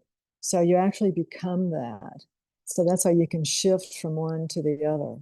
So, for example, let's say going back to Swans, for example, Black Eyed Dog, right, live, like that would be me visualizing kind of an Appalachian vernacular, like I'm wearing overalls and I'm standing barefoot on the mountain, and so there's a real southern, there's an accent there that's used. So then you go to something like, say, When She Breathes. I mean, that's like a hint at a kind of a dropping the consonants, which gives it a slight like an accent that's it's referencing a Southern accent, but it's also very introspective. So you get mother, father. I mean, you that is more of a howling, howling. So these are all characters, that you they're not fake, they're part of you, but they're characters, like a method acting, I guess would be what you'd say. Like you become what this is about. You become this person. I've always say that in terms of Swans, my most moment that I'm most satisfied with live was I Crawled, and I think that I developed multiple persons all in that one song. So you go for so many different characters. You're breathy, you're like lost, and melodically, you're kind of like a lost little girl, and you're searching.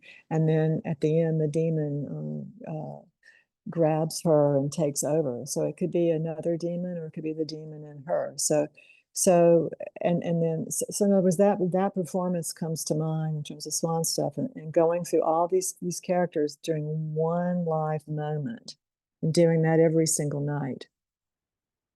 Just incredible. Like the fact that like you're able to think about, is it very like regional? Like do you think, you were mentioning like Appalachian, like is it Mhm. more specific to like a type of person from that region, or is it more the region and the accent itself?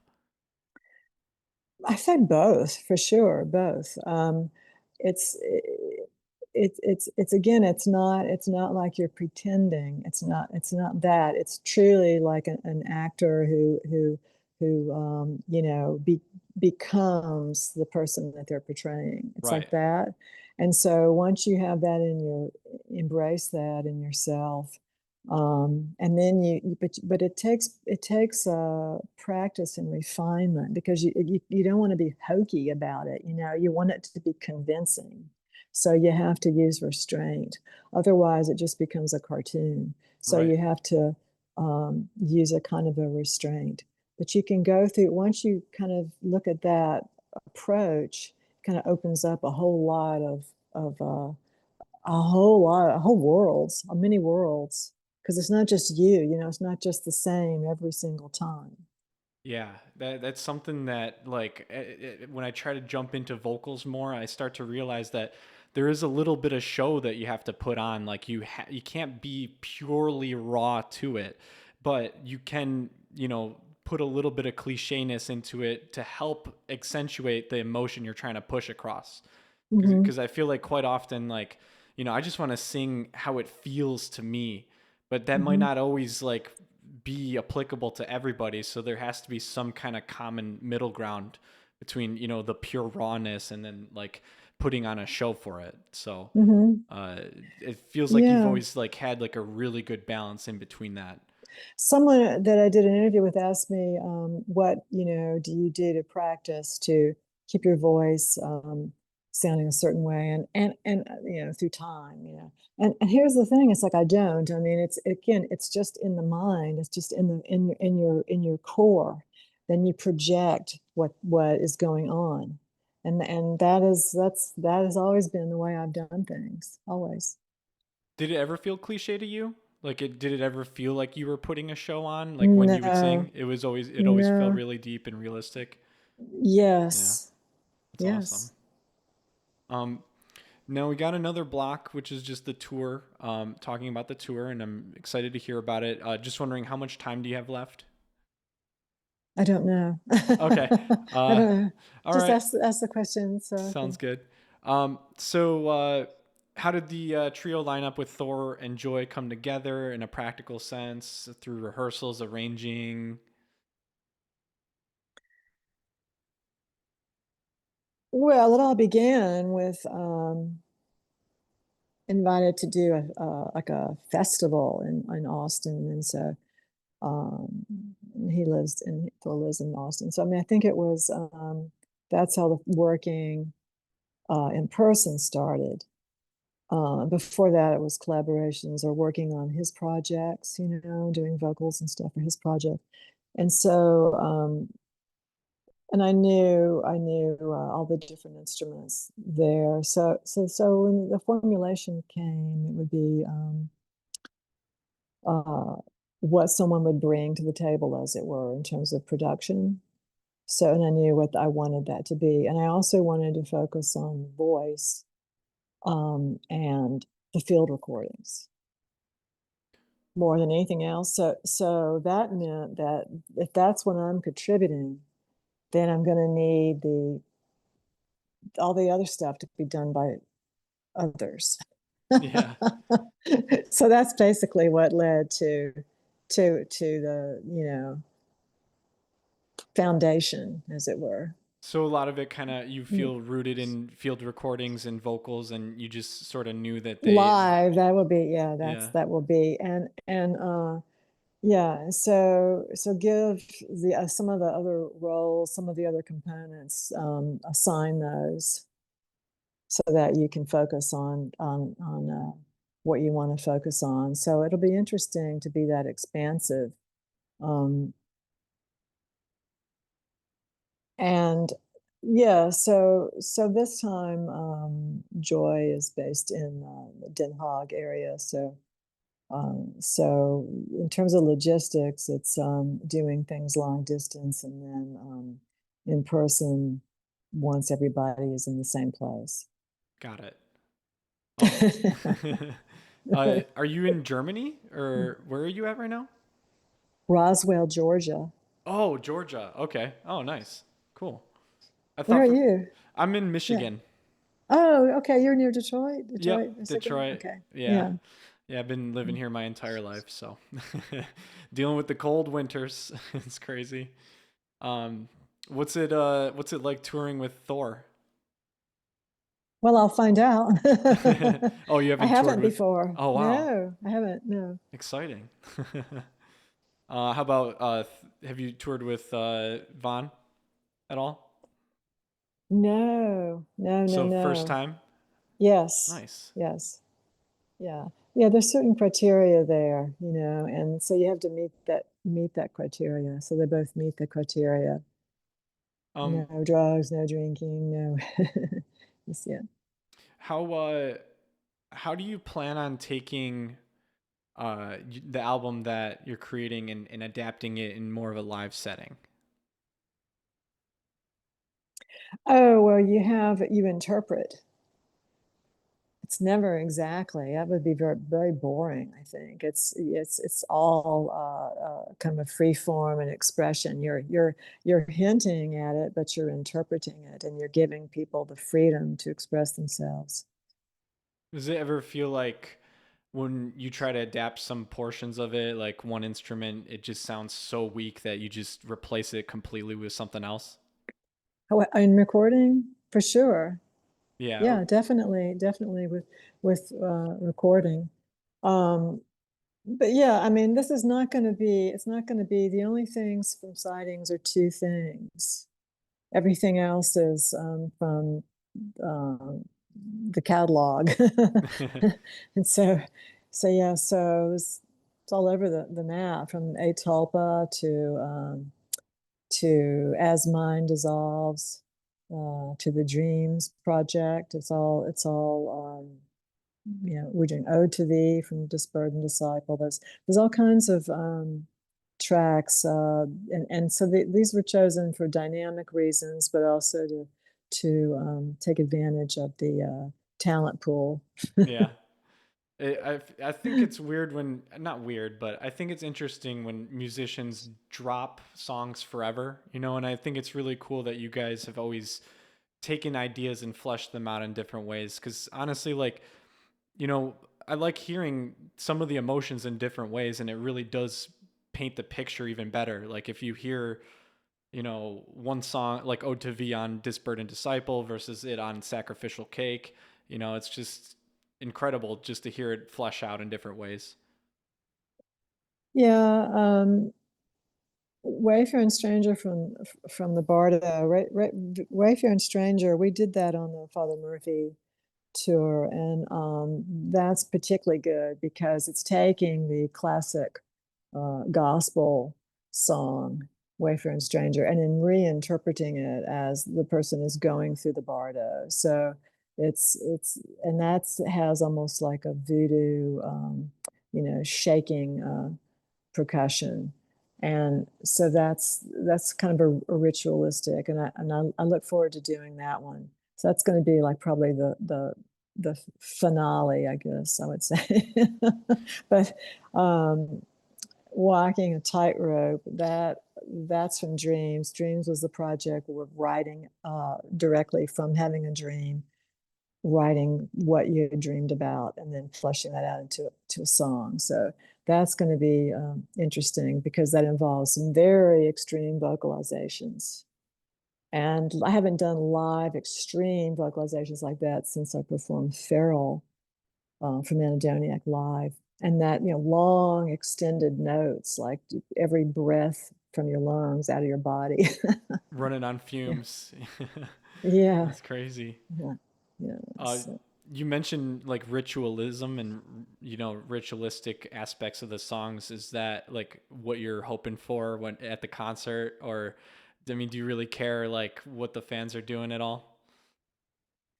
You have no control over that, you know. Yeah, It's like you have to kind of read the room, you know. yeah, But you don't have any control over that. I think that's mostly going to depend on the booking person putting you in the right place to begin with, you know.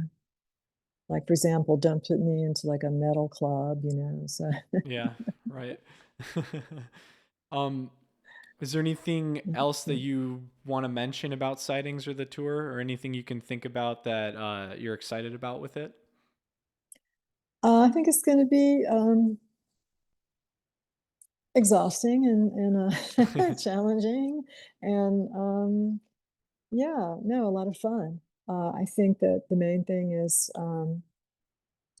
to have an enjoyable experience and a fluid experience, because that attitude is what pushes it forward. Yeah. Becomes very does it help like when you approach a tour and you're a lot more excited about it, do you feel like you really push your emotions out a lot better?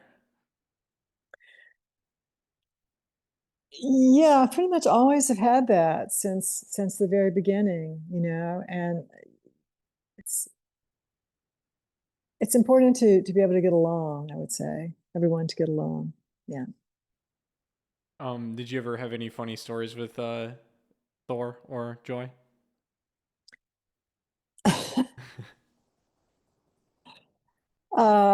No, they're both great. I mean, I haven't worked with her yet, so but she's a friend of a friend and has come highly recommended. So we'll see how that ends out. I'm sure it's going to be wonderful.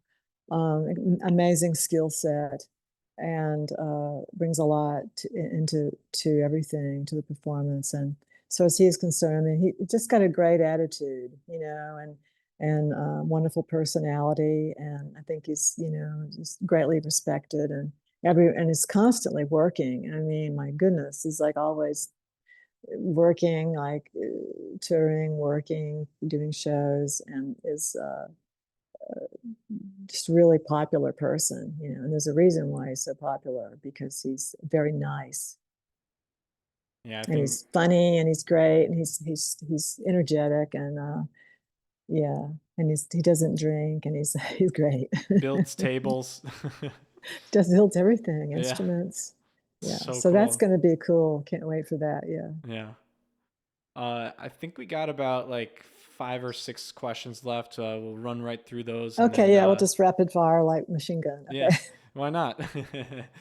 um, these are all kind of generalized, a little bit more general. So, uh, do you have what's like the happiest memory you've ever had making music? Do you have anything you can specifically remember?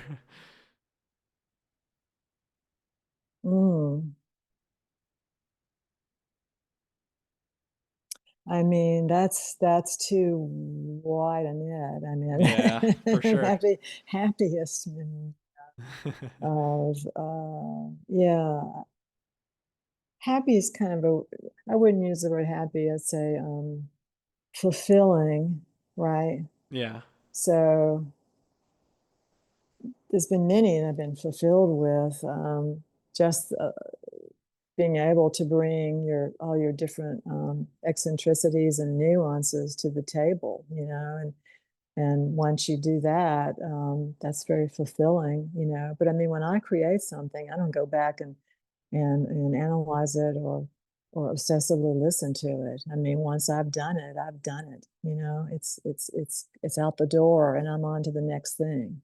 So I don't obsess over what I've done. I just move forward, you know. So just in terms of selecting things to perform, it was okay. So I have this person who does this and this person who does this. So what is going to really allow them to be happy to or be present, you know, allow them to express themselves in the best way. So that's what determined the set list is is thinking about them.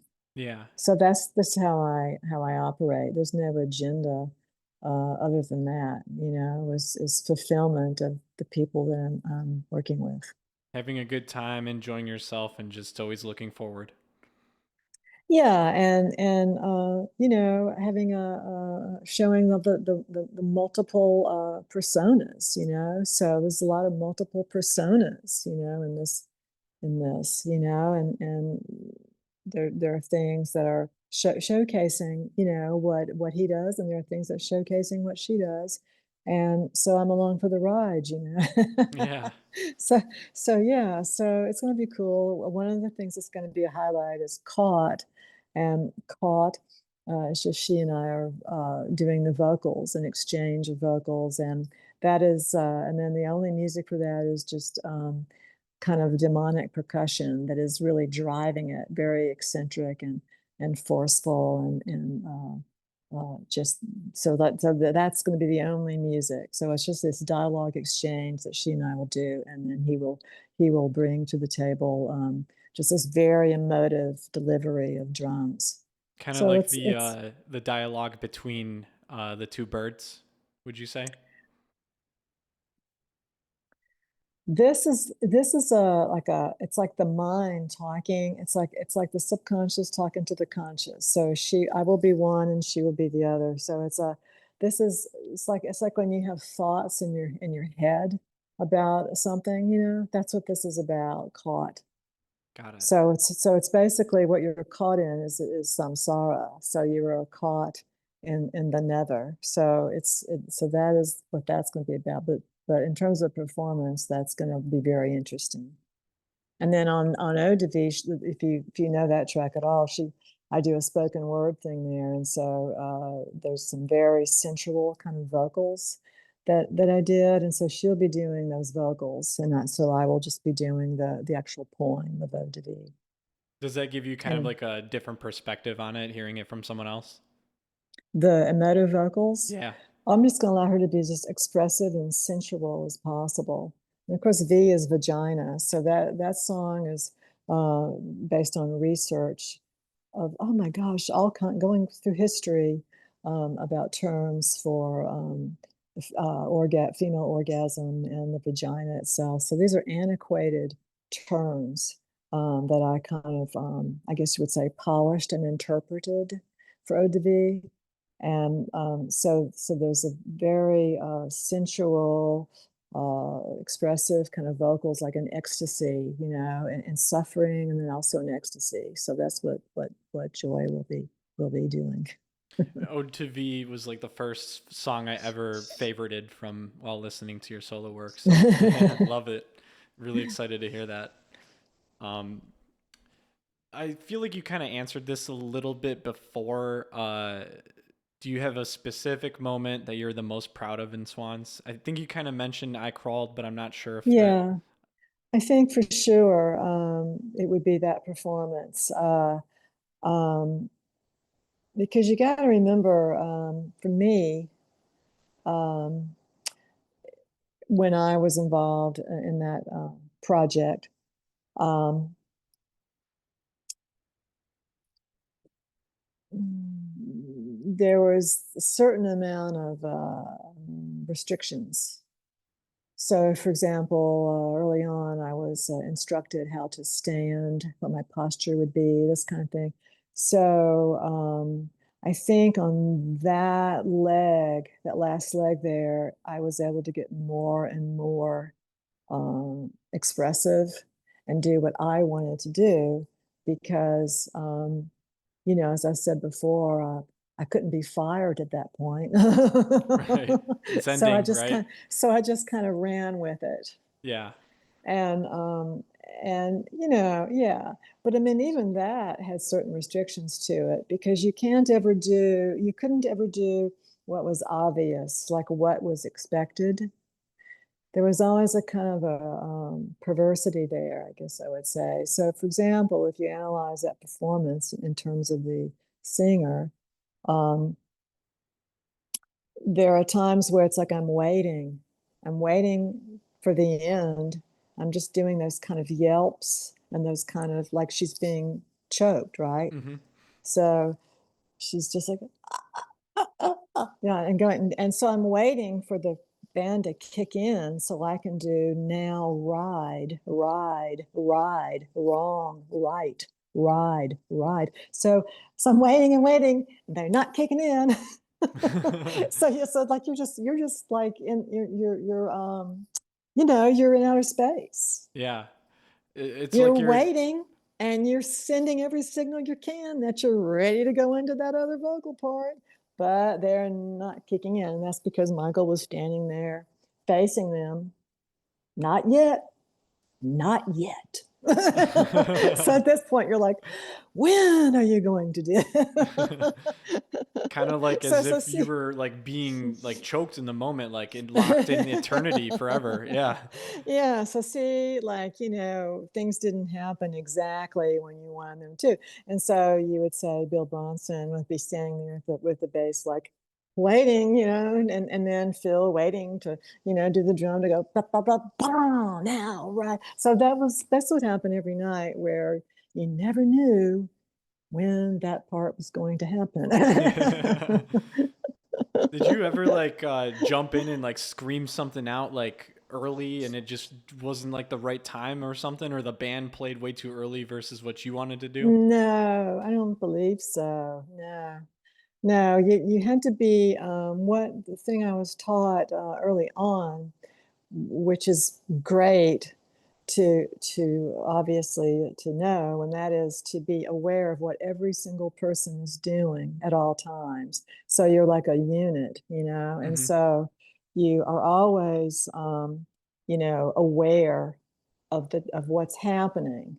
And so you're not alone, in terms of playing the instrument, you're not alone. You are waiting, waiting, and waiting. So all eyes would be upon the conductor.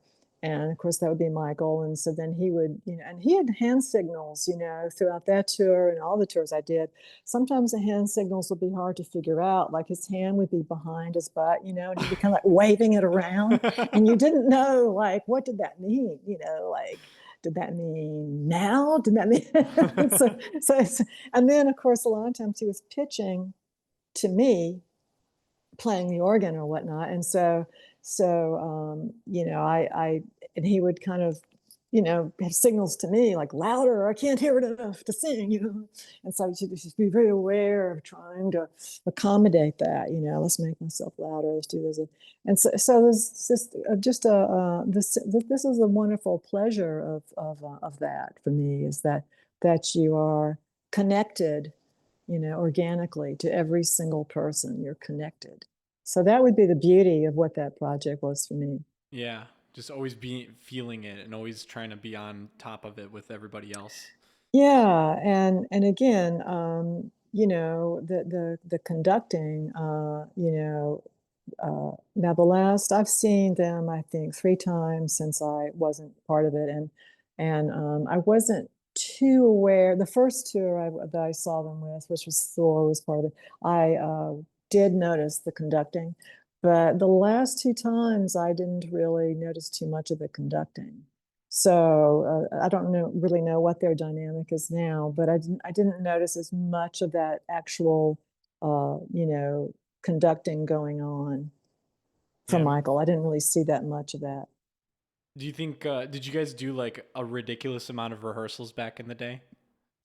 Yeah, so rehearsals would be 1 month to 6 weeks, Okay, got it. like every single day. And then, as I recall, we would meet periodically when there wasn't a show coming up, just to stay rehearse, to stay. But before a tour, it was an enormous amount of work. Yes. I wonder if like any of the rehearsals between back in the day and nowadays are the reasons why there's less conducting, or maybe just the essence of the music itself, just what it is. Maybe it just requires less or something. But Yeah, I don't know, but the rehearsals were extremely long and done under I mean, one time they were done in San Francisco, but and then other times they were done in Atlanta at the recording studio in Atlanta, and the band, some members of the band stayed at the house I had then in Atlanta. But other than that, they were done up there in New York, and um, you got to understand there was no air conditioning or heat or anything. So it's like it would be like in the summer, like literally you're in there in like a bathing suit. I mean, it's like it's like you just sweat, unbelievable sweat. And yeah, and in the wintertime, just you're frozen solid. And so yeah, so those are very interesting conditions to to rehearse. you guys are like synchronized swimmers at that point. And even yeah, and of course I live there too, so yeah. uh, by the way, thank you so much for giving all these little tidbits. It's really appreciated, and everybody will love it. Little bit more specific, and then I'm gonna read off a bunch of the comments that people left because they're all really nice, and then I'll lead off with the last question. Um, really specific. How was the synth sound on Helpless Child crafted? Helpless child. Well, here's the thing, was that me doing that? Yes. I mean, you got to realize there was a lot of manipulation going on with the Akai sampling unit. Mhm. So you would create that sound, you would manipulate it, adding, changing the EQ, and you could add different sounds to it to create something unique. And then it would go onto a diskette, and the diskette would go into the sampling unit. And so this was a lot of it was just manipulating the sounds and then processing it over and over and over again. When you talk about this, the one of the other sounds that comes to mind for me is the song where where it's my music, and that's Children of God. And the Children of God, that is as a sound that I created on the Ensoniq Mirage, and then it was originally like an electric guitar sound, and so I added that kind of edge, kind of a over driven sound at the end of the notes. So that's what gives it that weird kind of kind of otherworldly sound, Yeah, lots of And then overdrive. I took the keys and I played that melody, on the keys. So that was not like a loop or anything. That's live playing that melody. So yeah, so I would say just tremendous amounts of manipulation and altering from different sound sources. Beck, earlier you were saying that a lot of it was based on parameters and stuff until you got the sampler later on. Do you feel like you guys were crafting it by ear, or were you like, By listen? ear originally. Well, Yeah. you got a big notebook with the parameters. They're called parameters. And so it would do this number and this number, and you can, change the velocity, change this, change that. So that was how it was done originally. And you just use a dial, right? And these parameters, and you would see the number on a little screen. Like now you're in, 511.3, it's like, and so that was originally, and then with the sampling with the MIDI verb and the Akai S900, I think it was, that had a monitor, like a screen on it. So you could then also process that and then take it into the MIDI verb and add, all kinds of effects to it. And the number one setting that the MIDI verb always had was 22, and 22 is just a type of reverb. Everything had a lot of heavy reverb on it. Got it. So, was there ever a moment where you guys like forgot to write a parameter down, and you're like, "Oh crap, I can't get this sound anymore." Yeah, no, I made sure. So you could do it and then you could save it. Yeah. So that then you would just hit that and then there it would be. Okay. But that thing, I mean, I could write a book about that thing. That thing. Would love to read it. Oh my God, that thing. Yeah. So we played, in fact, I think it was near Detroit. We played a warehouse and the electricity as it was in California and some other places we played, the electricity was less than stable. So we would blow the fuse box. Oh man. So everything would have to be rebooted. The problem with the Mirage was you had to put in the program, right? The operating system. Then after that was installed, put in the different the problem with all of this was the electricity and dealing with delicate electronic instruments. So there was a show in the Detroit area where we kept blowing. I mean, I'm not joking, like couldn't get through a song Wow. without blowing the electric Hmm. over and over and over again. And then this same show, the electricity was so weird, like it messed up the circuitry. So there was a song where I was supposed to come in with something very heavy, right? So Al accused me, Al was to accuse me, and I go, boom. So instead of it going, boom, it went like R2D2 or something. That's funny. So I immediately stopped, right? And so then Al tries to cover it up, being heavier and harder than ever. Technical Um, difficulties. yeah. So after this, so when this thing kept blowing and blowing and blowing, this is the tour where we had two drummers. Oh yeah. Yep. And Ron Ronaldo Gonzalez, he just got up and left. He left the stage because it was just so, I mean, I don't blame him. Yeah. You couldn't even get through one song, right? Hmm. So yeah, so that was hardcore, and yeah, and of course there was a big screaming match in the dressing room after the show. But this thing, there were some photographs taken, like we did this thing in Amsterdam, and this thing messed up again, right, live. And here's what happened was we came on stage right after the Butthole Surfers, and Gibby said to me as I was entering the stage and they were leaving, he said to me, he took he had the same keyboard. He took it and he threw it to the ground and broke it. Oh my gosh. And and he said to me, "Look out! Like all your circuitry is going to go to hell. Look out!"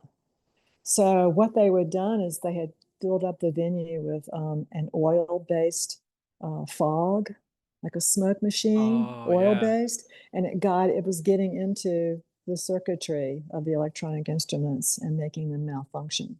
Wow. So what I did, I think this was another one where I had had like a little tent thing. I wrapped around the thing. I tried to protect it from that, and it did malfunction once, like it wouldn't load or something, wouldn't load the next program. And there's some photographs of Michael like scowling, like standing there by the keyboard, like, oh, what's going on? So yeah, so this instrument was terrible. Totally It finicky. was, yeah, it belonged in a stable, climate controlled recording studio. Yeah. That makes me think about all the moments when, they say like, oh, this guitar has been used on a tour and it, takes in all the sound that it's ever, wherever you go, it takes in the sound. So maybe just like the oil fog and stuff can like cause instruments to sound different, which is interesting. Yeah. Yeah.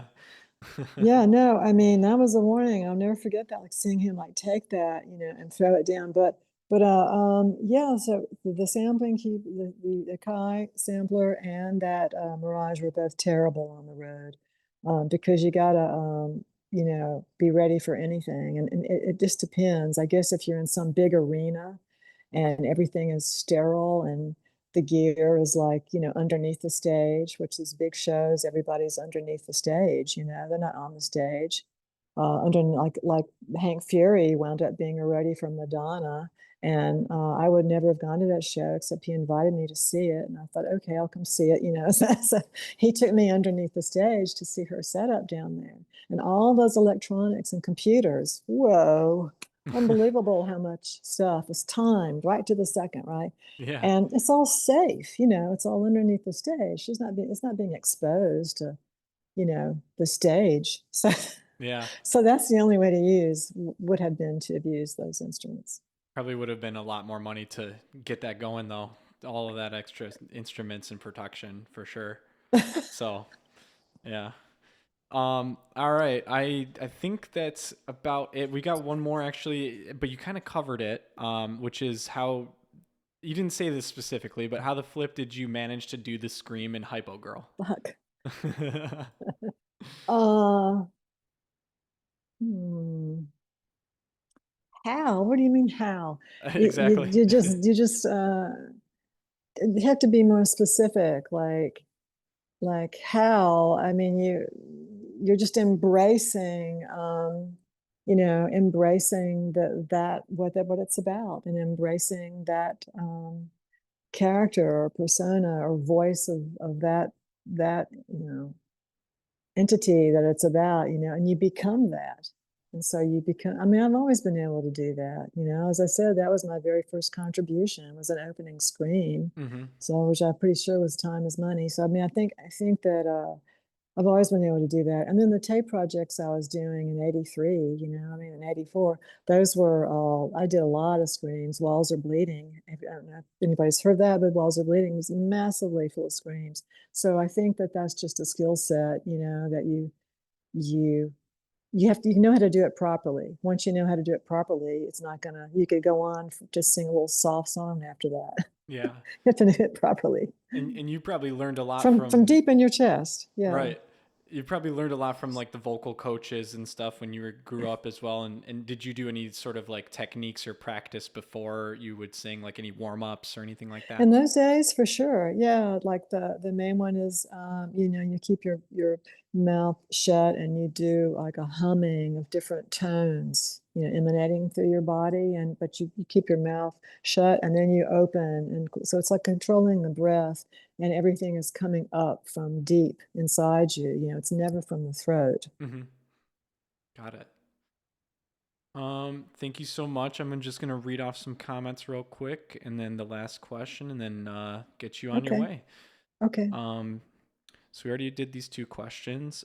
From Winona, I mean comments. From Winona, thank you so much for being an inspiration for me. Your solo music and contributions to Swans and related works are so moving and amazing. From Artificial Bunny, you've inspired me so much, and I feel angelic listening to your vocals with a heart emoji. From Fetus DM, uh, I am so thankful for all of your solo work and contributions to Swans. Wish you all the best. From Baybell224, Hello, Jarboe. Your music is incredible. It means so much to me. Love you. Also, you are really pretty. Smiley face. uh, from let's see, what else we got here. Another one from Fetus as well. Really appreciate both your solo output and work with Swans. Keep up the good music. From Robin Buckley 123123. Been making music for a very long time now. I want it to be a small career when I age, and Jarboe is a huge influence for me. Oh, good. From Siam Cat, thanks for the music. From Wee Beast, I know most of the stuff said isn't supposed to be specifically Swans adjacent, but I think it goes without saying that without you, the pre-breakup Swans would not be nearly great as it is without your contributions. Also, Volcano is probably one of my favorite tracks ever. Uh, Yeah, I know. People seem to love Volcano. it has this It's, like this energy that when you can't it's very really, lo-fi, it's a yeah. very lo-fi track. So yeah. For me, it comes off as like a feeling of being manic when you can't talk to anybody, like what your feelings and your thought processes are when you can't say it to anybody and where your mind travels. So that's what I usually think about. Well, yeah, and that one is the one that has the lyrics referencing what happened on the stage in Ljubljana. So yeah, it has some rather naughty words at the end, but yeah, you left a stain where you have kneeled. Collie, you're still invisible. Now that's Collie, a dog, but that's also referencing. It's a metaphor for a performer whose name I won't mention, who also has a two-syllable name. But yeah, there was this time with the whole rocker girl, grunge girl kind of movement, and so that's what prompted the Deflowered song and the Volcano song. Because Volcano is erupting, so you can use your imagination to what's erupting Thanks for that perspective. I appreciate it. there. Um, and I also did not know that. I mean, you mentioned it earlier in the interview, but before this interview, I didn't know that it related to. How do you pronounce that again? Ljubljana. Ljubljana, Ljubljana. Slovenia. Got it. Yeah.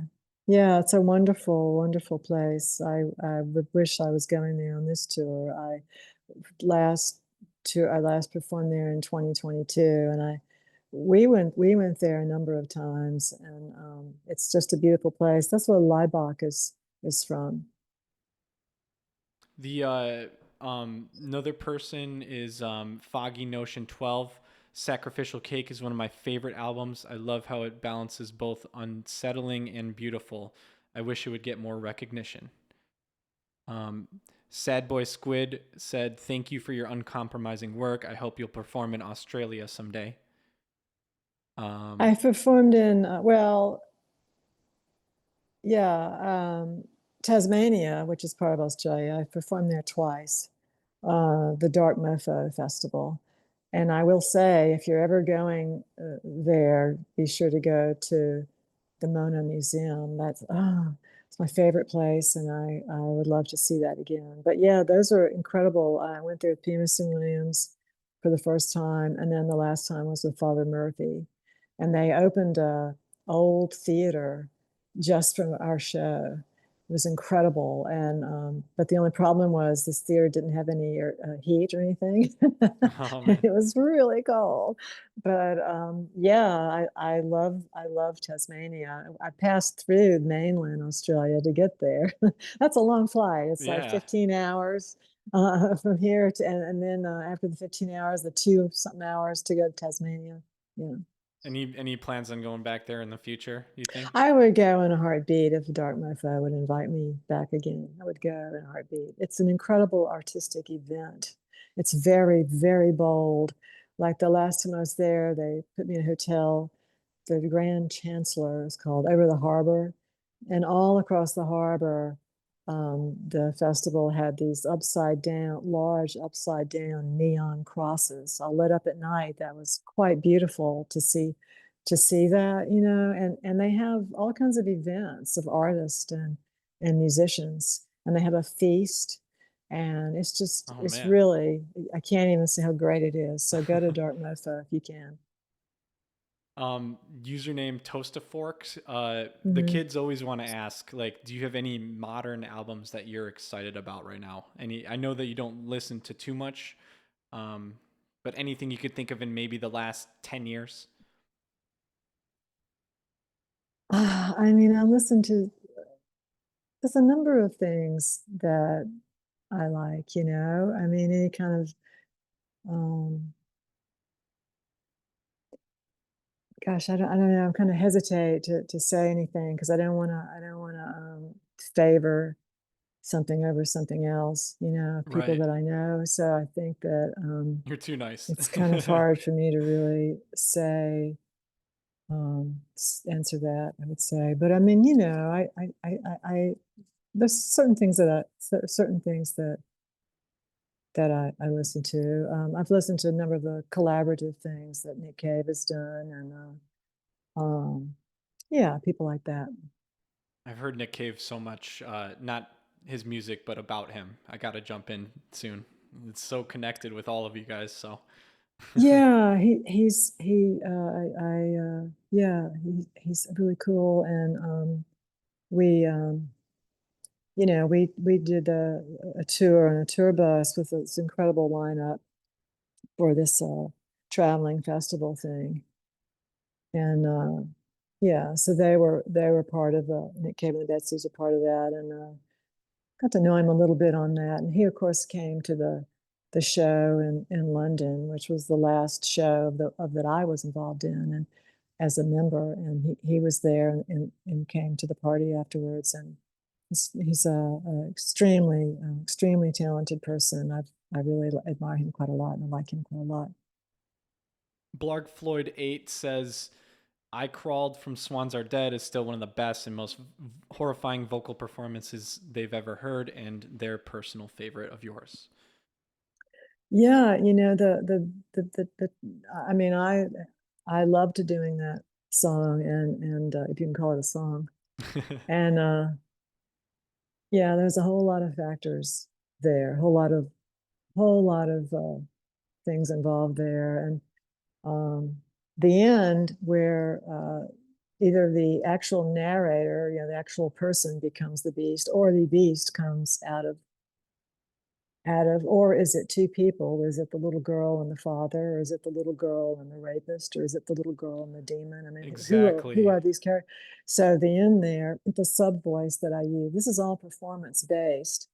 It wasn't like today where they use something to detune your voice, you know, or harmonize your voice, which a number of arena artists that I've met use. They rely on that. They have somebody on the stage that harmonizes, that change the tone of their voice. Mm-hmm. And one person who's a big rock star, he said to me, he said, I'm not going to say, he said to me, yeah, I can go out drinking all night long and I sound great every night on stage because of that. Yeah. So, I mean, there's all kinds of stuff.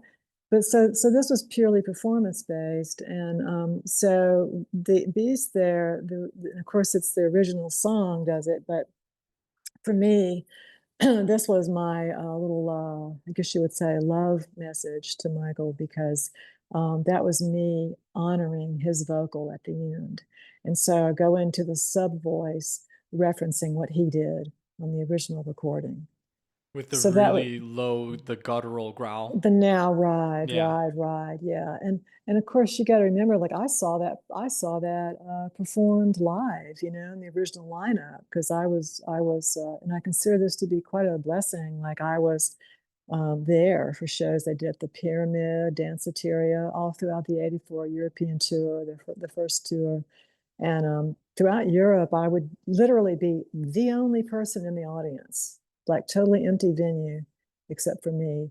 And there were times when I would lay down on the floor and listen to it, you know, and the vibrations shaking through my body with the heavy bass. And that was an incredible tour. Rolly Mosselman on drums, and Harry on bass. I mean, and then Norman, you know, it was really, really unbelievable how wonderful that tour was musically, in my opinion. Yeah. And you, it's like you carried on the Olympic torch. Like you took it and you made it It's like you know, whoever had the torch before was pretty silver medal or maybe gold medal. You made the full on gold medal performance right at the end. Yeah. For sure. Yeah. Yeah. And I love doing that. I looked forward to doing that every single night. I loved it. I loved performing that. I get goosebumps every time I hear the now ride part. Every single The, time. what's cool about that recording is that that is not, in my opinion, that is not the best performance. The best performance that both Michael and I agree for the entire tour was the one done in Brussels. Brussels? And, and here's what happened. The recording, something went wrong with the recording. Oh no. So the live show was messed up, and the only thing that was saved was a recording from the board, which was just the voice and not the band. So it was really kind of tragic. So that's why that's the London show.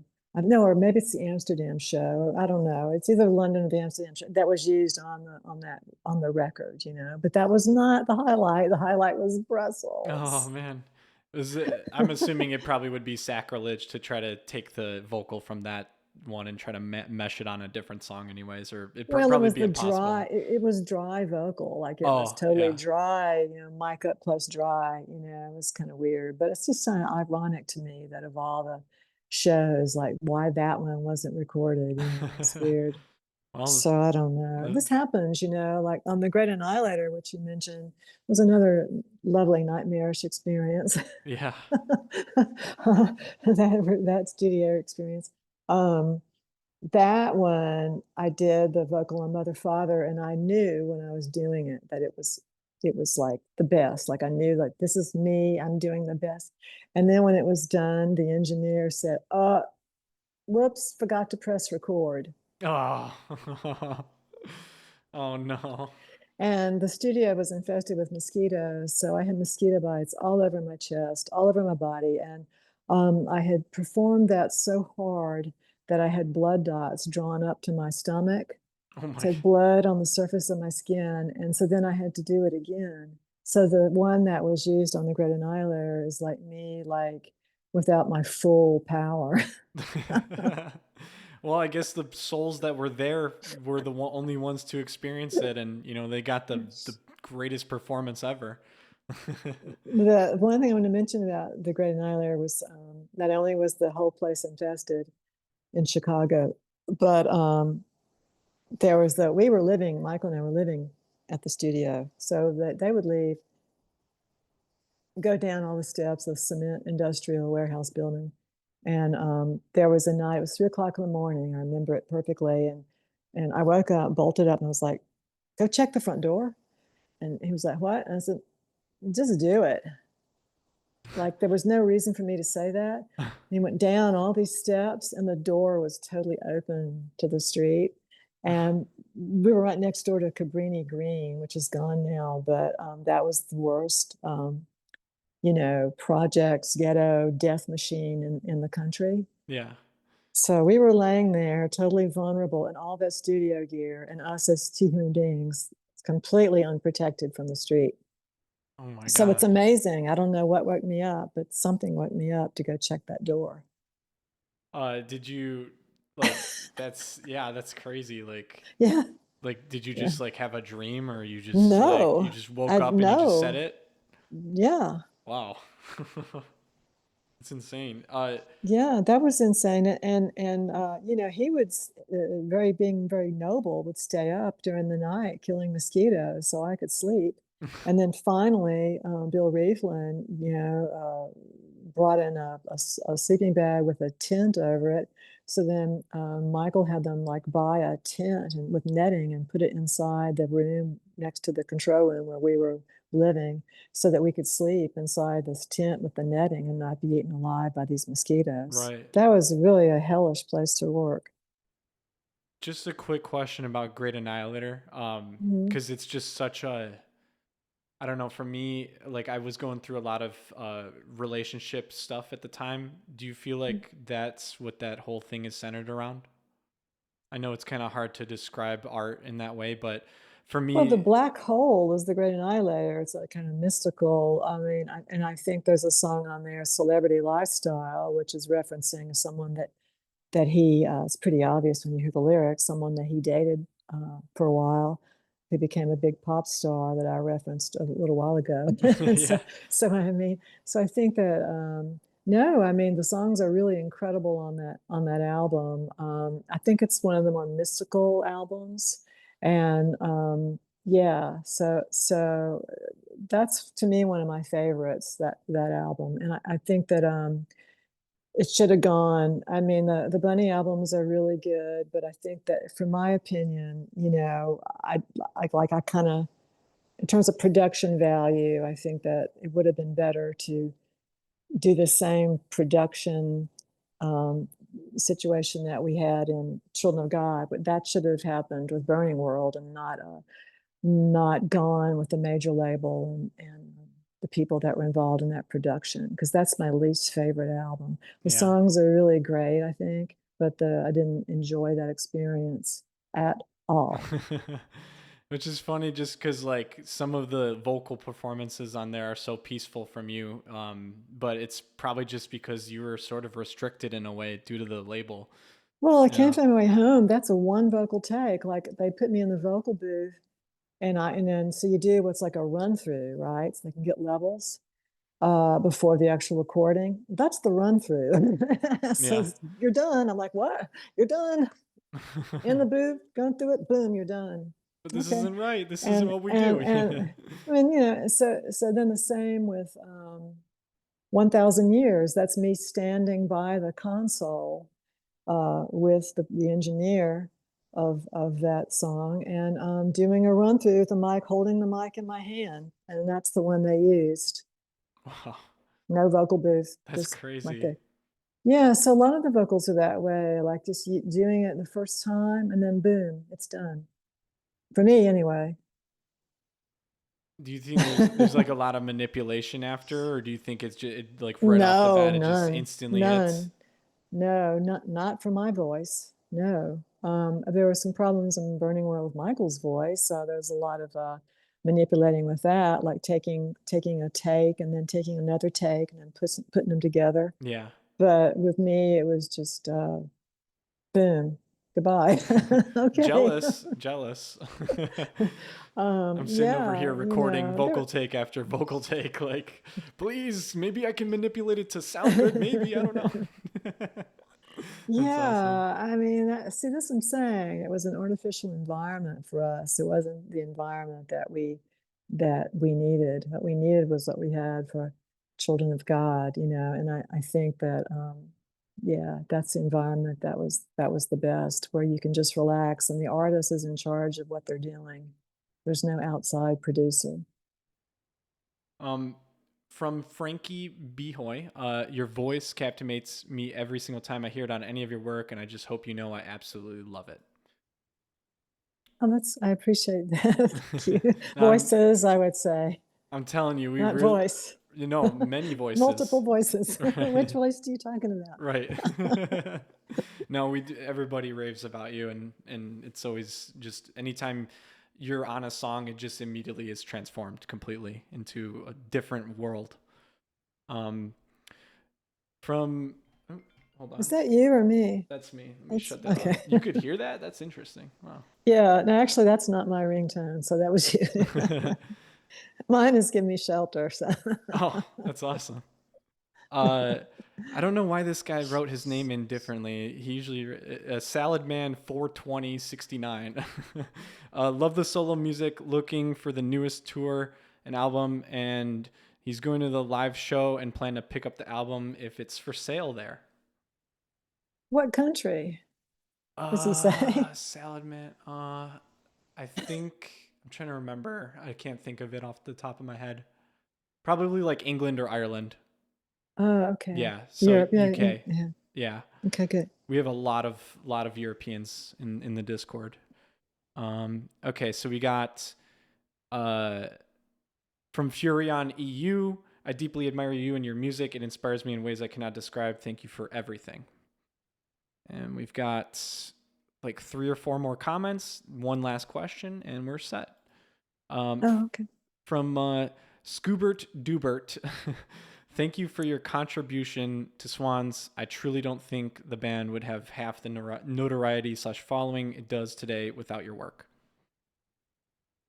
And then we got, Well, I do appreciate, you got to understand the early days were very, very hard, like the living conditions, the early days in New York, like no one had any money. And I mean, Michael was doing like construction work during the day and then come home exhausted and then, to go rehearse and stuff. And so people, there was some strange things happening, like, Rowley declared he wanted to leave. And then there were some personality conflicts with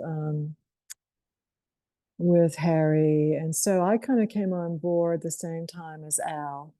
And we were both brought into it at around the same time. And Al had moved from Chicago specifically to try to be in Swans. And so here I was, I had moved from Atlanta specifically to try to be in Swans. So we both were there out of respect and love for the music, as basically as fans to enter into what we wanted to do with our lives. And both of us leaving behind our entire life, to come up into that situation, yeah. which was pretty brutal.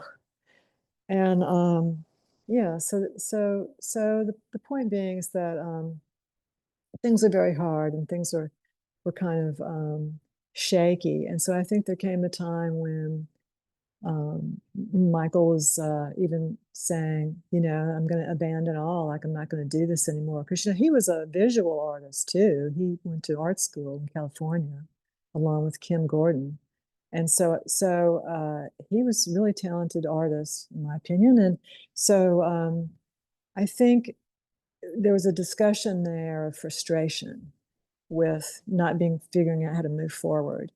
And so I'm pretty sure, well, I remember exactly what I said, but I was very forceful. Like, I mean, I came all the way up here, like we're gonna move forward. This is not gonna stop. It's gonna keep on going.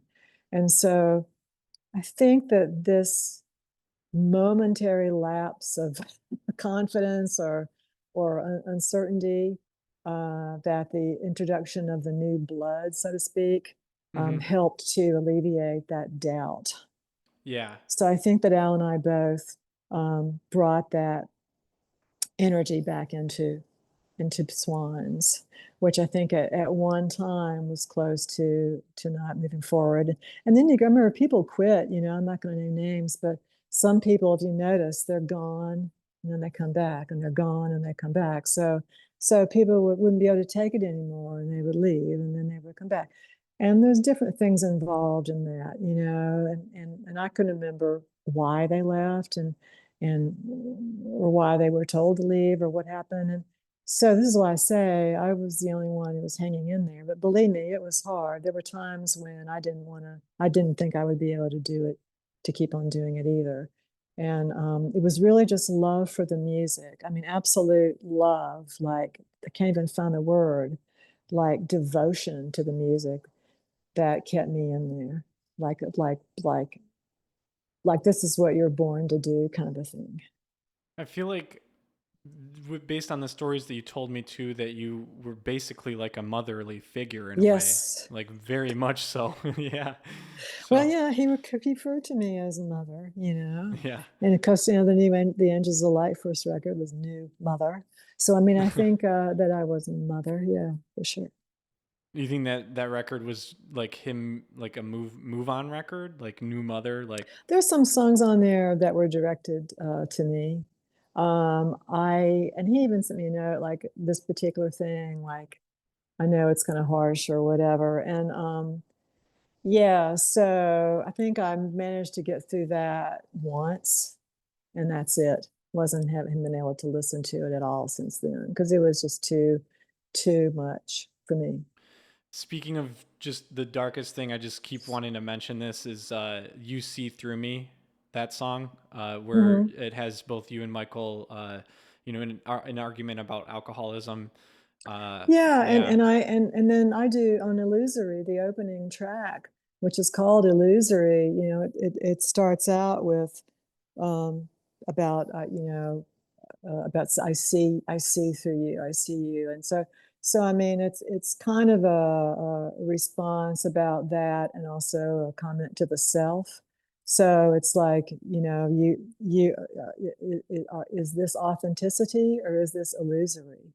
Right. So I think that this was definitely a message to my own self, but yes, it was also an answer to that song.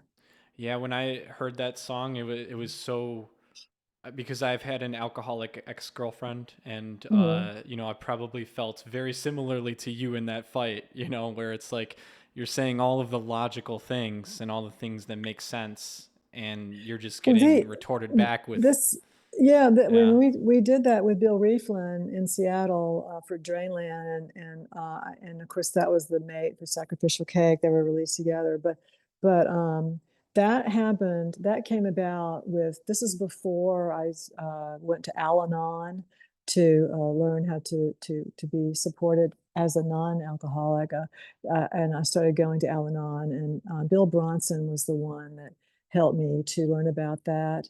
And that was for support, a support group. And so how that came about was before I knew about Al-Anon, I had a cassette recorder, and I recorded that because I wanted him to see the next day. I wanted him to see what he was like, and I was trying really hard to get him to stop drinking, and so it got pretty intense. There were nights when I was so frustrated, and so I would like get out. Oh, I would I would get out of the space, and I would walk to all the bars, right, and try to find him to bring him home. And I would go into some of them, and people would say, "Yeah, he was here a little while ago, baby." You know, it's like, and I mean, I would walk all over the place, and I tried in the wrong way, you know, to manage the situation. So I regret how I went about it, because you can't force that on anybody. Yep. You have to let them, Figure it out. sink to the bottom, and then realize they can't go on with their life unless they change. Right. And he wasn't the only one. I mean, there was the whole crew up there, different bands. They were all part of this. So I mean, it wasn't like, and so I think that the so that recording came about with trying to show, and so I guess I can't remember. He wanted to hear it, or I played it for him, and that was the idea. Like, we're going to do a whatever happened to Who's Afraid of Virginia Woolf, and so the Elizabeth Taylor film. So he decided that we would create this track around the song around this track. So yeah. So I mean, I think that it was good that we brought that to light. And but when I saw them, and it was the first tour that they did, say they, because I wasn't part of it. When this is when he started embracing sobriety. Like, I saw him in 22 in Berlin. We did a show together in Berlin. So that was great, because we were performing, at the same venue. And at that time, he I imagine is still that way. Vegan, totally sober, not smoking. Although I did see him vaping. But anyway, but I see that was the change, and I was thrilled. I was thrilled that he.